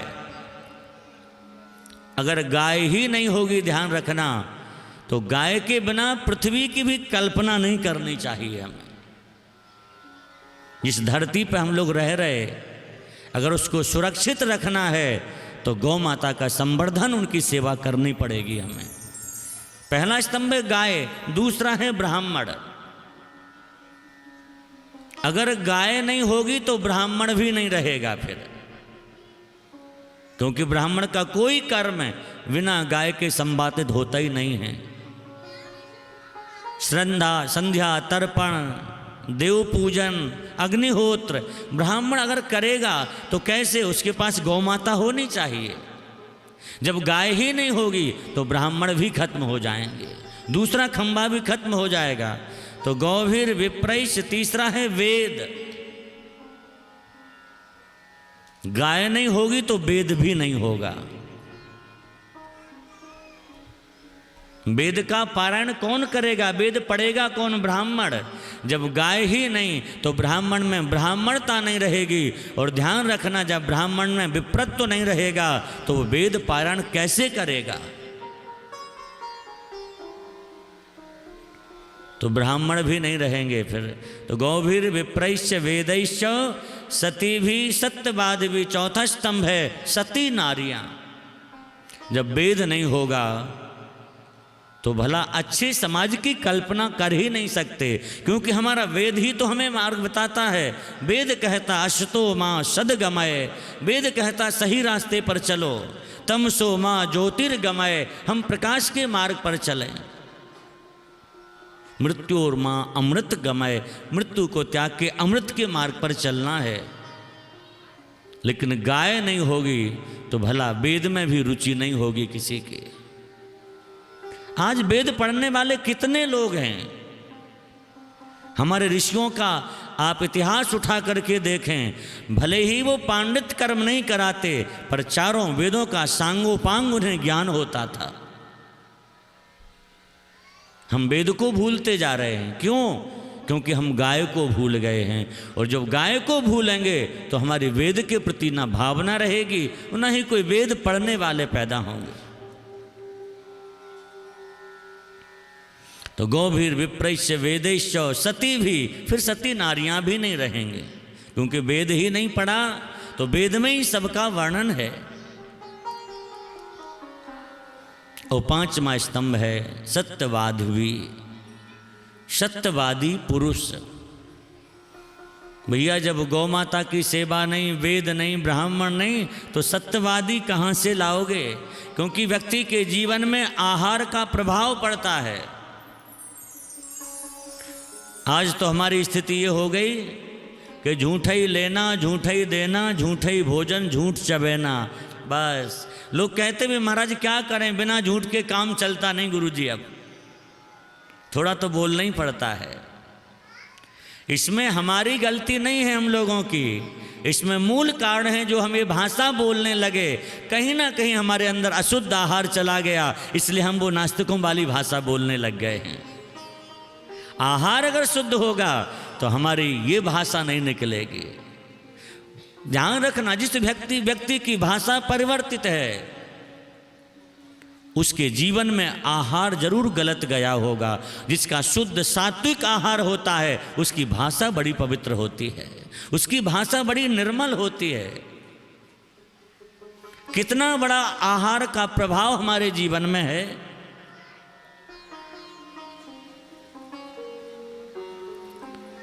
रामचरितमानस का वो प्रसंग है, मानस में आप लोगों ने पढ़ा होगा, जब रावण ने भगवान श्री राम से द्वेष किया, जानकी जी का हरण करके ले आया, और वंदर भालुओं की सहायता से प्रभु श्री राम ने जब चढ़ाई की, रावण की सेना मारी गई। आखिर में रावण ने कुंभकर्ण को जगाया, बड़ी मुश्किल से तो जगा, 6 महीने से सो रहा था। जब जग भी गया तो पूछा क्यों जगाया हमें, कारण क्या है? तो क्या कहा कि हम जानकी जी का हरण करके ले आए, राम जी ने चढ़ाई कर दी, हजारों की संख्या में सेवक मारे गए, सैनिक मारे गए, अब तुम युद्ध करो। वो प्रसंग पढ़ना कभी, कितना अद्भुत प्रसंग है। आज कुंभकर्ण कितनी सुंदर भाषा बोला है। कुंभकर्ण ने रावण को फटकार लगाई, कहा तुम बड़े भाई भले ही हो, पर जगदम्बा हर आने उसठ चाहसी कल्याण। तू जगदम्बा का हरण करके ले आया और अपना कल्याण चाहता है, तेरा कल्याण तो होगा ही नहीं। अब हम तो राम जी के चरणों में जाकर के चरण पकड़ लेंगे और अपना कल्याण तो उनके चरणों में जाने से ही होगा। ये कौन बोल रहा है? महाराक्षस कुंभकर्ण बोल रहा है। आपका इसकी भाषा इतनी अच्छी कैसे हो गई? 6 महीने से सो रहा था, अशुद्ध आहार अंदर नहीं गया था, और जैसी रावण ने ये भाषा सुनी, रावण बोला अच्छा ये तो महात्माओं वाली भाषा बोलने लगा, एक काम करो, उसकी भाषा बदलने का एक ही उपाय है। क्या? बोले इससे पहले बाल भोग कराओ, स्वल्पाहार करा दो। क्या बाल भोग कराया? अब उसका जो आहार वही तो कराया।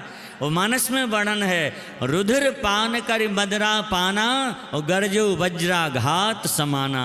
ओ मारा 10-20 भैंसा खाया और घड़ा भर के मदरा पिया, सोई राम जी से लड़ने चला गया। बोले अब हम बदला लेंगे। अशुद्ध आहार व्यक्ति के जीवन में जाता, उसकी भाषा बदल जाती है। और शुद्ध आहार अगर जब भी मिलेगा आपको, केवल और केवल गौ माता की कृपा से मिलेगा। तो गाय नहीं तो हमारी भाषा बदल जाएगी। आज प्रायः असत्य लोग क्यों बोलने लग गए? पहले ये बताया नहीं जाता कि सच बोलना चाहिए। अरे भाई, उनके हृदय से अंदर से असत्य नहीं निकलता था, क्योंकि आहार शुद्ध था।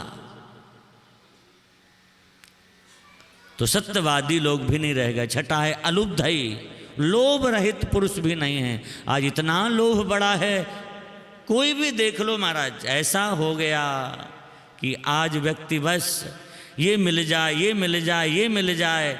लोग खाना पीना छोड़ दिए हैं, भोजन की परवाह नहीं है, बढ़िया बढ़िया घर मकान बनाते हैं, बढ़िया बढ़िया एसी लगा के रखते, लेकिन बेचारे दिन भर धूप में काम करते। क्यों? लोभ सवार है जीवन में,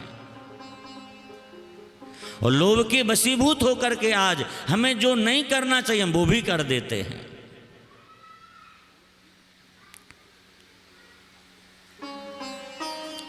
भागवत के 5वें स्कंद में लिखा है, पृथ्वी की संपूर्ण वस्तुएं किसी को मिल जाएं फिर भी संतोष नहीं हो सकता भैया। इसलिए संतोष किसे होगा, खुश कौन रहेगा? बोले जिस मार्ग पर चलेगा लोभ रहित होगा।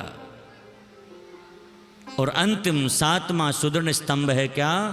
बोले दानशीलस्य, जो दानशील लोग हैं वो भी पृथ्वी का स्तंभ हैं। दानशील किसे कहें? दानी तो बहुत हैं, हमारे यहाँ दानशील की परिभाषा है। दानशील कौन? केवल रुपया पैसा देने वाला दानशील नहीं हो सकता, ध्यान रखिएगा।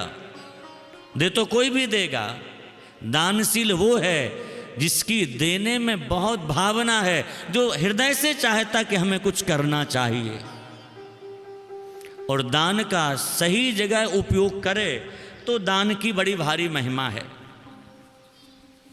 गलत हाथ में अगर दान चला जाए तो उसका भी दुष्प्रभाव भी जीवन में होता है।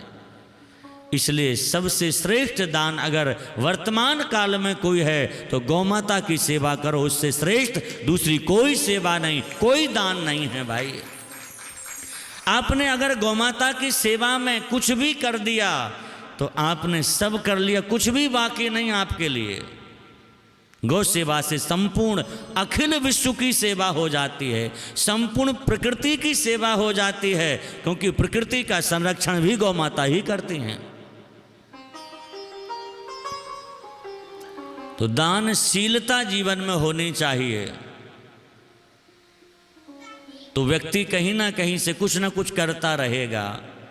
अहंकार नहीं, केवल दानशीलता हो जीवन में। वो महाभारत का प्रसंग कई बार हम स्मरण करते हैं कि जब कर्ण को दानशील की उपाधि से अलंकृत किया गया कि कर्ण तुम दानशील हो, तो दुर्योधन को लगा कि राजा हम हैं और हम भी दानशील की उपाधि पा सकते हैं, तो इसने बोर्ड लगवा दिया कि कल से लोग हमें दानशील कहेंगे। लोगों ने कहा ऐसे थोड़ी दानशील की उपाधि मिलती, पहले थोड़े दिन देखा जाएगा आप दानशील हैं कि नहीं। तो दुर्योधन ने घोषणा कर दी 24 घंटे हमारा दरबार खुला है, जिसे जो जब चाहिए ले जाओ, मनाही नहीं है, क्योंकि दानशील की उपाधि लेनी थी। कोई आता खाली हाथ नहीं जाता दुर्योधन के यहाँ। लोग कहने भी लगे भाई दुर्योधन भी बड़े दानी हो गए, लेकिन अभी इन्हें दानशील की उपाधि नहीं मिली थी। उसी बीच एक ब्राह्मण पहुंच गए एक दिन। उस ब्राह्मण का एक ही बालक था, उसकी मृत्यु हो गई दुर्घटना में, और उसने कहा मैं अपने बालक का संस्कार चंदन की लकड़ी से करूंगा। अब कहीं चंदन की लकड़ी प्राप्त नहीं हुई, तो सोचा दुर्योधन ने घोषणा की थी कि जिसे जो चाहिए हमसे ले जाए, अगर आज वो हमारा ये कार्य कर दें तो हम मानेंगे कि दुर्योधन दानशील हैं। और वो गया, दुर्योधन से कहा दुर्योधन राजन हमें अपने पुत्र के संस्कार के लिए चंदन काष्ठ चाहिए, चंदन काष्ठ चाहिए। दुर्योधन ने कहा आप पैसा ले जाओ खरीद लो। उसने कहा कहीं हमें मिला ही नहीं, पैसा तो हम भी दे सकते थे, लेकिन दानशील वो है जो याचक को कभी खाली हाथ न लौटाए। इसने सेवकों को मंत्रियों को भेजा पता करो कहीं चंदन मिले लेके आओ, इसे देना है ब्राह्मण को। लेकिन महाराज सब जगह भागे, कहीं चंदन मिला ही नहीं।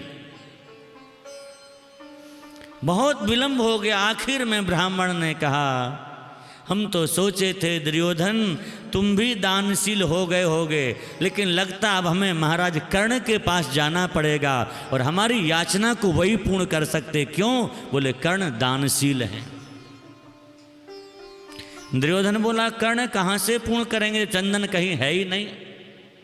बोले महाराज कर्ण कर सकते हैं। और वो जैसे ही गया कर्ण से याचना की हमें चंदन का काष्ठ चाहिए, लकड़ी चाहिए। कर्ण ने कहा बस थोड़ी देर रुक जाओ, अभी व्यवस्था करते हैं।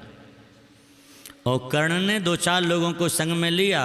अपने घर के जो दरवाजे थे वो सब चंदन के ही लगे थे, तो दरवाज़ा तोड़ना शुरू कर दिए। बोले ये क्या कर रहे हैं महाराज? कहा तुम्हें चंदन चाहिए ना, ये चंदन की लकड़ी के दरवाजे हैं, दरवाजे खिड़की तो फिर लग जाएंगी, तुम इससे अपने पुत्र का संस्कार करो, हम तो दोबारा फिर कभी लगवा लेंगे। ब्राह्मण जय जयकार करने लगा। कर्ण, इसीलिए तुम्हें दानशील कहा गया है। ऐसी भावना हो जिसमें देने की, भला उसके पास ना भी हो तो भी कुछ ना कुछ देता ही है वो। तो ये 7 पृथ्वी के सुदृढ़ स्तंभ हैं जिन पर धरती टिकी हुई है।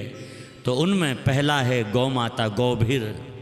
गाय की सेवा कर ली आपने, सब कर लिया। तो हमने आरंभ में भी कहा था, आज वर्तमान काल में गौ सेवा करने से भी ज़्यादा श्रेष्ठ, ज़्यादा आवश्यकता इस संवर्धन के कार्य की है। क्योंकि संवर्धन होगा तो लोगों में बड़ा संदेश जाएगा कि आज भी गाय इतना दूध दे सकती हैं, आज भी गाय का दूध इतना महत्वपूर्ण हो सकता है।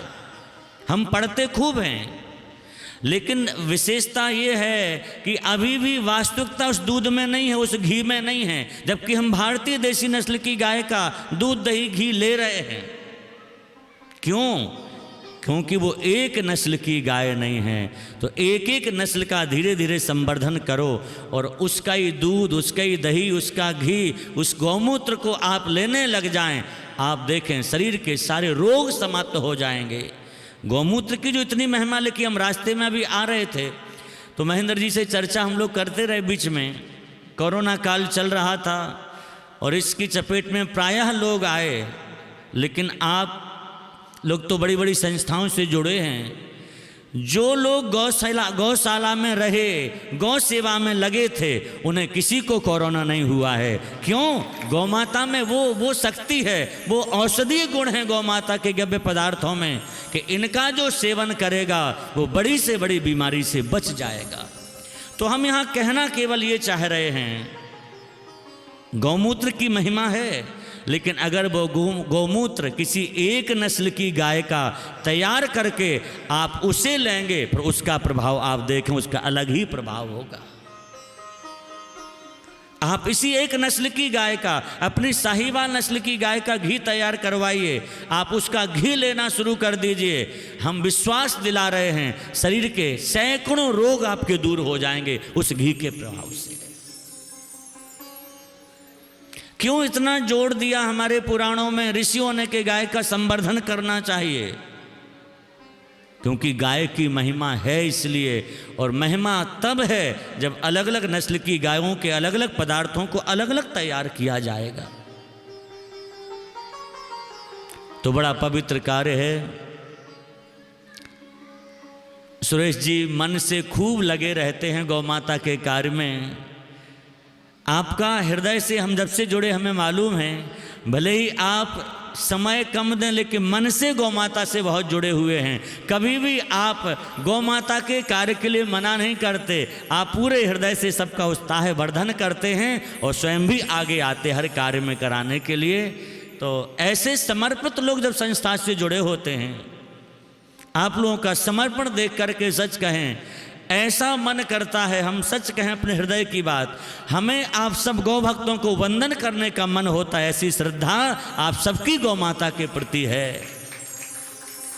हम नाम भले ही सबके नहीं जानते, चाहे रवि जी हों, वैद्य जी, महन जी, राम गोपाल जी, गोयल जी, हमारे कृष्ण गोपाल जी बैठे हैं आज सन्मुख, ये सब लोगों का जो गौ माता के प्रति भाव जागृत हुआ है, ये भाव आप सबका वंदनीय है, प्रणम्य है।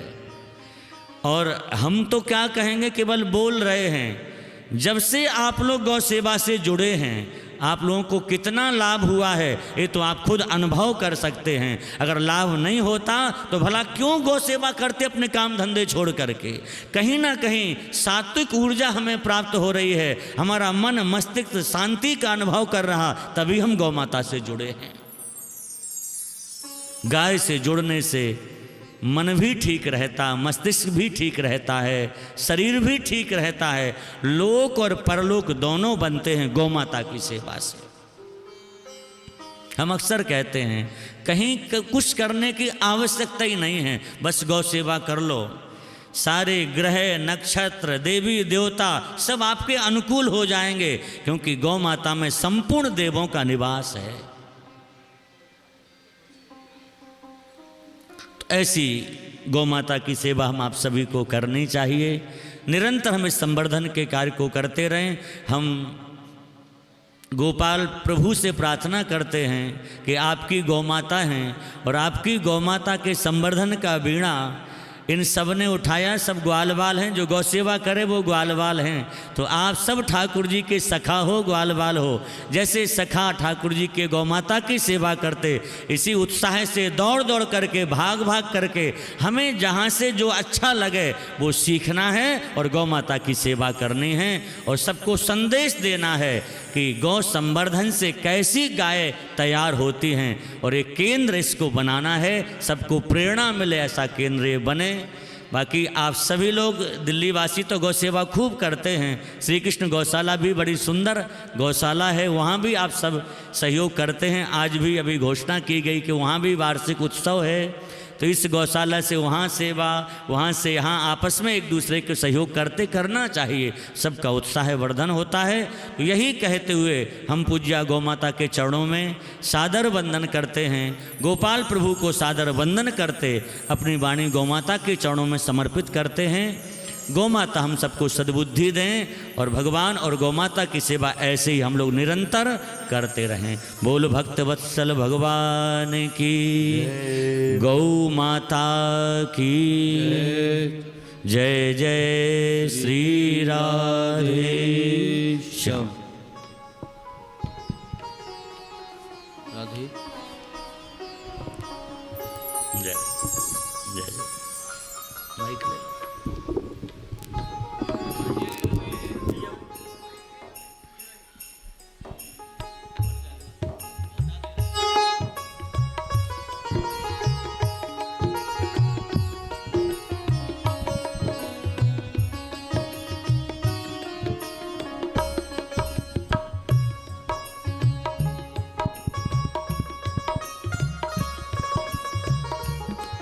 बोलिए गौ माता की जय हो।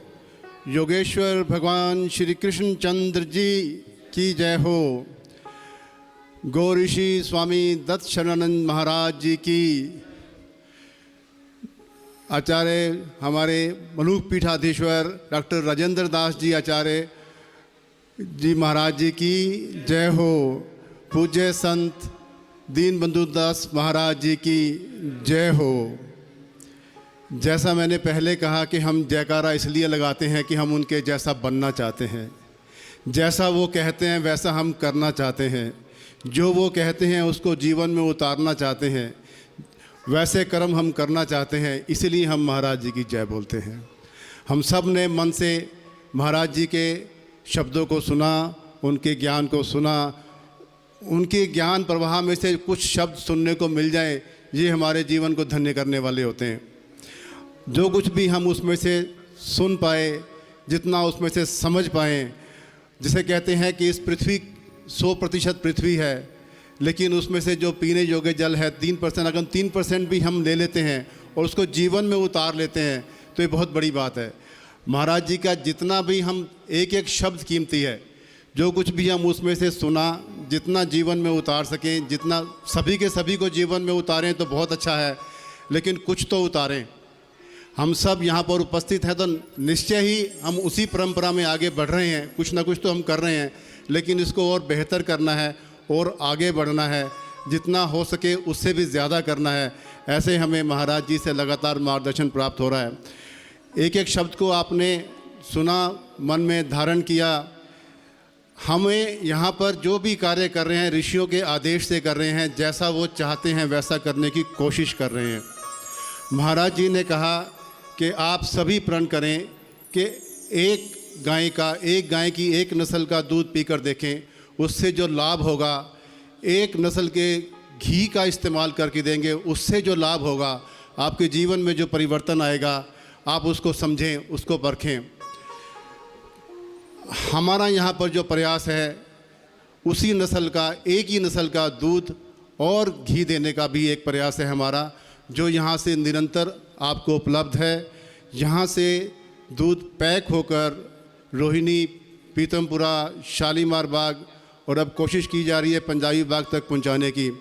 तो जिस भाई को, जिस भी परिवार को दूध की आवश्यकता हो, आप यहाँ से संपर्क करें, आपके घर दूध पहुँच जाएगा। दूध की शुद्धता के बारे में किसी भी तरह की आपको संदेह करने की कोई आवश्यकता नहीं है।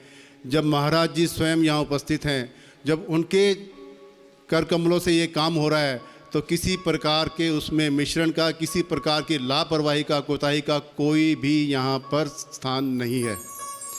शुद्ध आपने गाय की यहाँ पर देखा है, महाराज जी ने स्वयं कहा कि स्वस्थ किस प्रकार है हमारी गायों का, ये आप ही की कृपा से है। आपने जिस प्रकार मार्गदर्शन किया, हम उसी पर चलने की कोशिश कर रहे हैं और लगातार आगे बढ़ते हैं। और मैं सभी जो भी हमारे ट्रस्टी भाई, जो भी यहाँ पर काम करने वाले उपस्थित हैं, मैं सभी की ओर से महाराज जी को एक बात कहना चाहूँगा कि हम सब आपके कहे अनुसार आगे बढ़ेंगे और इन गायों को और बेहतर और हष्ट-पुष्ट और सुंदर करेंगे। ऐसी हमारी सतत प्रयास रहेगा और हम चाहेंगे आप खुश हों इनको देखकर। यही हमारा सर्टिफिकेट है, यही हमारा धन है। हम एक मंत्र में कहते हैं कि गायें ही मेरा सौभाग्य है और गायें ही मेरा धन है, और हम उसको सतत करें, उस मंत्र को धारण करें और गायें को धन मानकर उनकी सेवा करें, उनको लगातार अच्छी तरह से रखें। ये हमारा लगातार कोशिश रहेगी। जैसे महाराज जी ने कहा कि गौ सेवा के बारे में आप सबको पता है, लेकिन जिस प्रकार से महाराज जी ने बार बार हम सबको समझाया कि तीनों ऋणों से उतरने का, तीनों ऋणों से ओरिन होने का, तीनों ऋणों को उतारने का सबसे सुंदर साधन है, सबसे नज़दीक और सबको अवेलेबल है। तो आप सब इस गौशाला के सेवा के प्रकल्प में जितना सहयोग कर सकें, जितना जुड़ सकें तन मन धन से, आप कृपया इसमें सहयोग करें। आपके द्वारा दी गई सहयोग राशि का 1 रुपये का क्या, 1 पैसे का भी यहाँ पर दुरुपयोग नहीं हो सकता। सभी की सभी राशि जो भी यहाँ पर आती है, केवल और केवल गौ माता की सेवा में ही अर्पित होती है। अभी तक हमारे दूध से हम आपके पास पहुँचाते हैं, उससे हमें पैसे भी मिलते हैं, घी से भी पैसे मिलते हैं, लेकिन उससे काम पूरा चलता नहीं है। जितनी यहाँ पर सेवा होती है, जितनी यहाँ पर सामग्री की आवश्यकता होती है, वो उतने से नहीं आती है। यहाँ पर उत्तम से उत्तम किसी तरह का कोई कॉम्प्रोमाइज़ नहीं है। आप घर में आहार का दलिया खाते हैं तो यहाँ पर आहार का दलिया ही मिलता है।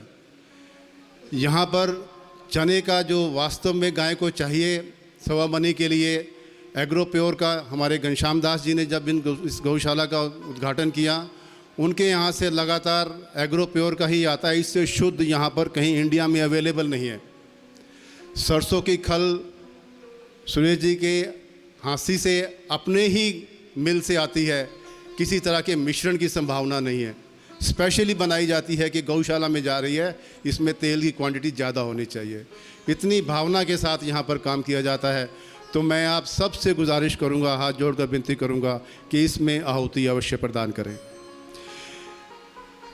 आपको आहुति प्रदान करने के जो विकल्प हमारे सामने सदस्यों ने बनाए हैं, मैं एक बार पढ़ के सुना देता हूँ। आप यहाँ पर गौदान कर सकते हैं, जैसा कि वेदों में वर्णित है। जैसे महाराज जी ने बताया कि कौन सी गाय का दान किया जा सकता है, तो उत्तम गोदान दूध देने वाली गायें, शुद्ध देसी नस्ल की गायें हों जिसका गोदान होना चाहिए। तो यहाँ पर गोदान के रूप में आप 51,000 रुपये की राशि देकर गोदान कर सकते हैं। जिस गौ का एक बार आपने दान कर दिया, उस गौ का दोबारा दान नहीं होता। टैग संख्या से मॉनिटर किया जाता है। सारे सिस्टम्स यहाँ पर इन प्लेस हैं, सब राइटिंग में हैं। आप कभी भी आकर आपके द्वारा दी गई, आपके द्वारा दान की गई गौ के दर्शन कर सकते हैं। आप समय हम यहाँ पर हों या ना हो, यहाँ पर व्यवस्था इस प्रकार की है कि आप कभी भी आकर गौ माता के दर्शन कर सकते हैं।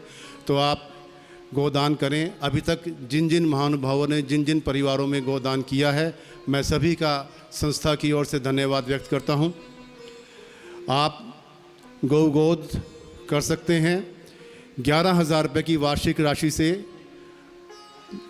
आप गौ गोद की सेवा में हमें सहयोग कर सकते हैं। उसके पश्चात गौग्रास सेवा है। आप 1,000 रुपये प्रति माह राशि देकर गौग्रास सेवा में हमें सहयोग कर सकते हैं। आपके नाम से 1,000 रुपये के हिसाब से गौग्रास की सेवा का यहाँ पर सहयोग आ सकता है।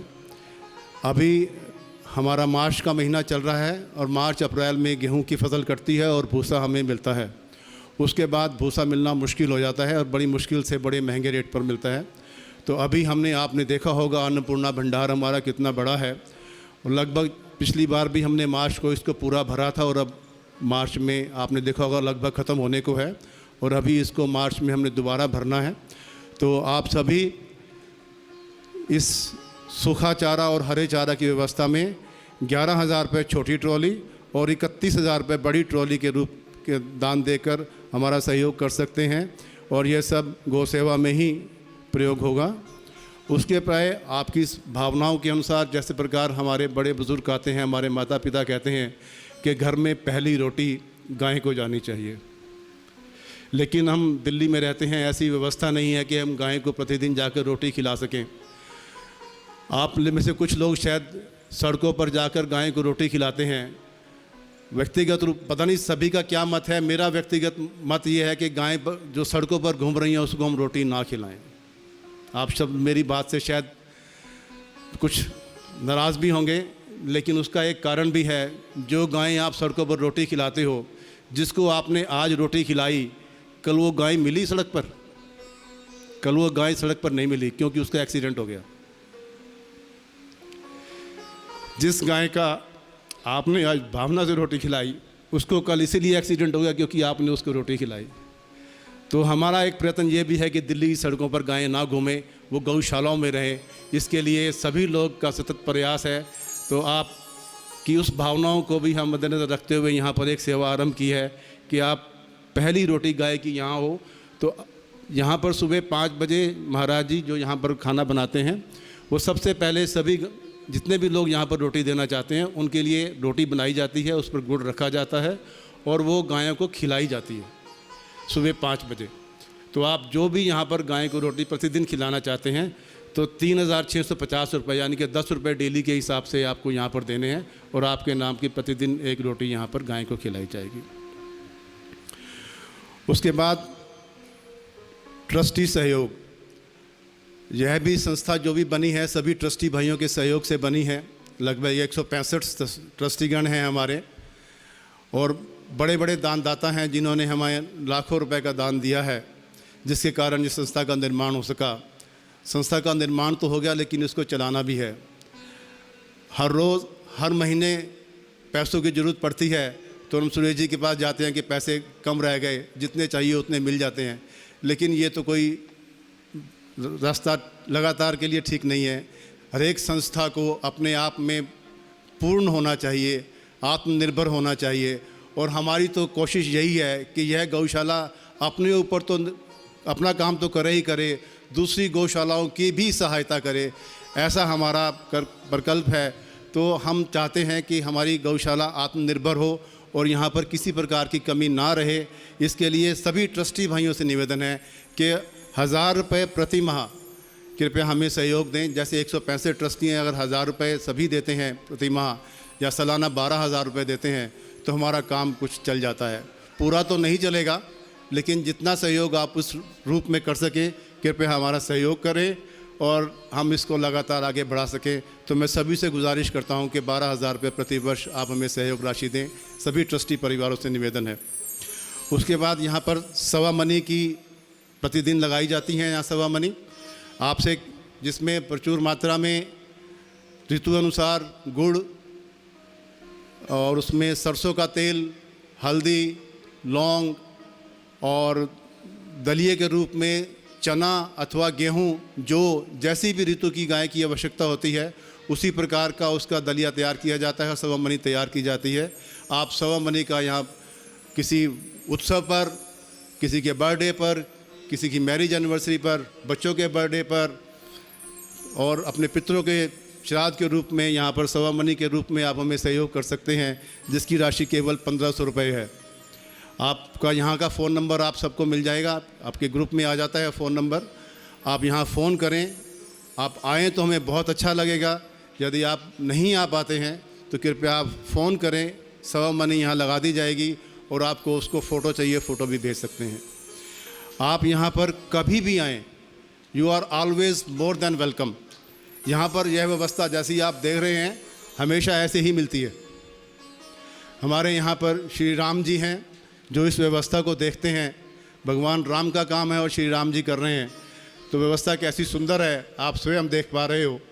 आप कभी भी यहाँ पर आएँ, आप यहाँ पर इस व्यवस्था को देखें।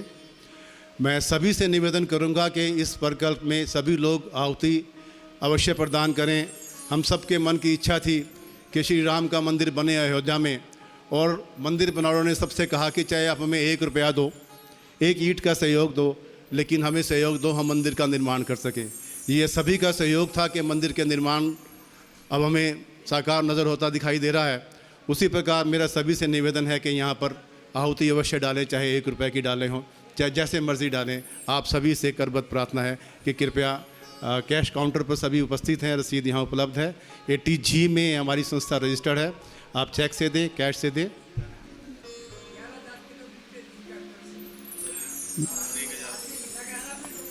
जी, हमारे आदरणीय नथुराम जिंदल जी, जिन्हें मेरे ख्याल से तरुण एन्क्लेव का विश्व पितामह कहा जाता है, जितना मैं जानता हूँ इतनी ऊर्जा रखते हैं। जब भी मीटिंग होती थी हमारी ऑफिस में शाम को 7 बजे, कितनी भी ठंड हो, नथुराम जी एज के अनुसार हम लेके चलें, सबसे स्वस्थ सबसे यंग वही है और सबसे पहले वही पहुंचते थे मीटिंग के लिए। उनकी हमें बहुत बहुत लगातार आशीर्वाद प्राप्त है। अब सबसे आगे वही आए हैं कि 11,000 रुपये की एक राशि और 1,000 रुपये प्रति माह की 12,000 रुपये ईयरली राशि देने का आपने हमें जो प्रण किया है, मैं सभी की ओर से आपका धन्यवाद व्यक्त करता हूं। और महेंद्र जिंदल जी, उनके पुत्र, हमारे पूरा परिवार लगातार यहाँ पर इस गौशाला में आकर सेवा देता रहता है।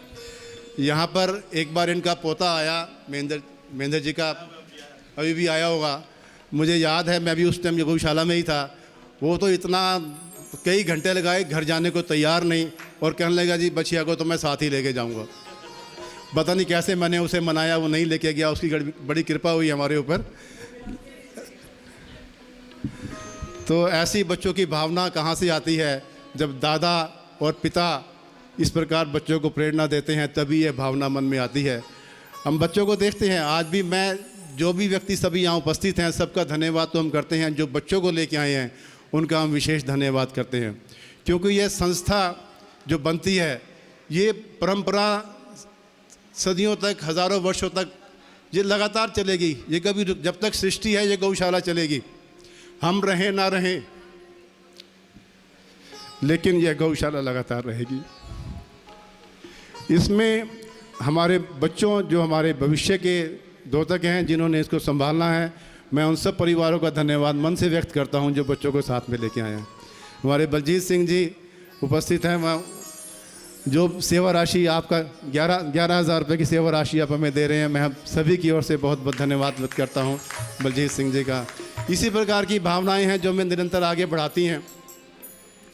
आप सभी इसमें लगातार जुड़े रहें। संस्थाएं, गौ सेवा की संस्था में आप जहां भी सेवा करें, यहाँ पर करें या आपके पास कोई भी गौशाला हो, वहाँ पर सेवा करें, हमें उतनी ही खुशी होगी। हम जिस एरिया में रहते हैं, उन्होंने दिया भी है ना, किन्होंने? अच्छा, बुलाता, बोलना भी चाहते थे। अच्छा, बुलाऊंगा। तो सभी लोग जहाँ भी सेवा कर सकें, आप पथमेड़ा गोधाम में सेवा करें या अपने घर के पास कहीं भी सेवा करें, हमें उतनी ही खुशी होगी। इस सेवा के कार्य में लगे हुए और बहुत सारे हमारे सहयोगी हैं। जिस प्रकार इस सेवा, सभी लोग कई गौशालाओं से, कई संस्थाओं से जुड़े हैं, तो इसी प्रकार कई ऐसे सेवादार यहाँ उपस्थित हैं जो अन्य कई गौशालाओं में और अस्पतालों में सेवा कर रहे हैं। हमारे बीच कामधेनु मंगल परिवार से उपस्थित हैं श्री रमेश गर्ग जी, वहाँ के महामंत्री, श्री विनोद गुप्ता जी, वहाँ के कोषाध्यक्ष जी, श्री सुनील मित्तल जी जो वहाँ के उप प्रधान हैं। आप एक ऐसी सेवा चला रहे हैं कामधेनु मंगल परिवार के माध्यम से। एक आपने कामधेनु अस्पताल की स्थापना की है जो 24 घंटे गौ एम्बुलेंस से आपके पास दिल्ली में कहीं भी हमारे ट्रस्टी श्री राज मंगला जी की ओर से उनके माता पिता की याद में 11,000 रुपये मुझे माता गीता देवी जी की, हाँ उनकी माता। देखो ऐसा होता है, सेवा वही होती है जो उनके जीते जी हो, सेवा वही है जो जीते ही हो, उनके सामने हो तो सबसे अच्छा है। 51,000 रुपये श्री ईश्वर जैन जी ने गौदान दिया है, मैं उनका धन्यवाद व्यक्त करता हूँ। और जब हम यहाँ पर आए थे सबसे पहले गोखले जी आए थे शुरू में, उन्होंने आते ही 51,000 रुपये का दान देने की भावना व्यक्त की और उसी वक्त उन्होंने हमें 51,000 रुपये का दान दिया, एक गौ सेवा का गोदान दिया। मैं श्री गोखले जी का धन्यवाद व्यक्त करता हूँ। सभी की ओर से आदरणीय गोखले जी का बहुत बहुत धन्यवाद। मनोज अग्रवाल जी अंतरिक्ष अपार्टमेंट से यहाँ उपस्थित हैं, उन्होंने भी 51,000 रुपये देने का हमें दिए हैं। मैं मनोज अग्रवाल जी का सभी सदस्यों की ओर से धन्यवाद व्यक्त करता हूँ, आभार व्यक्त करता हूँ। मैं बात कर रहा था कामधेनु मंगल परिवार की। उनकी एम्बुलेंस सेवा पूरी दिल्ली में 4 एम्बुलेंस के लगातार चलती है। आपको कहीं पर भी कोई भी गाय पीड़ित दिखाई दे, किसी प्रकार की उसको आवश्यकता हो, आप टेलीफोन नंबर पर फ़ोन करें और गाय आपको एम्बुलेंस मिल जाएगी। मैं निवेदन कर रहा हूँ कामधेनु मंगल परिवार से कि वो मंच पर आएँ और महाराज जी से आशीर्वाद प्राप्त करें। कामधेनु अस्पताल की स्थापना भी आप लोगों ने की है, जहाँ पर पीड़ित गायें का उपचार होता है। आप कृपया मंच पर आएँ और इस उत्तम कार्य के लिए महाराज जी से आशीर्वाद प्राप्त करें और आप इस कार्य को लगातार और बेहतर तरीके से कर सकें। मैं श्री सुरेश गुप्ता जी से निवेदन कर रहा हूँ।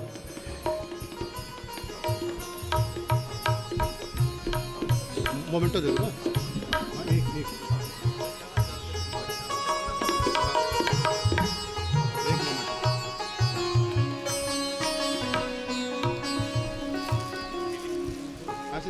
श्री राधे, श्री राधे, हाँ श्री राधे, श्री राधे, श्री राधे।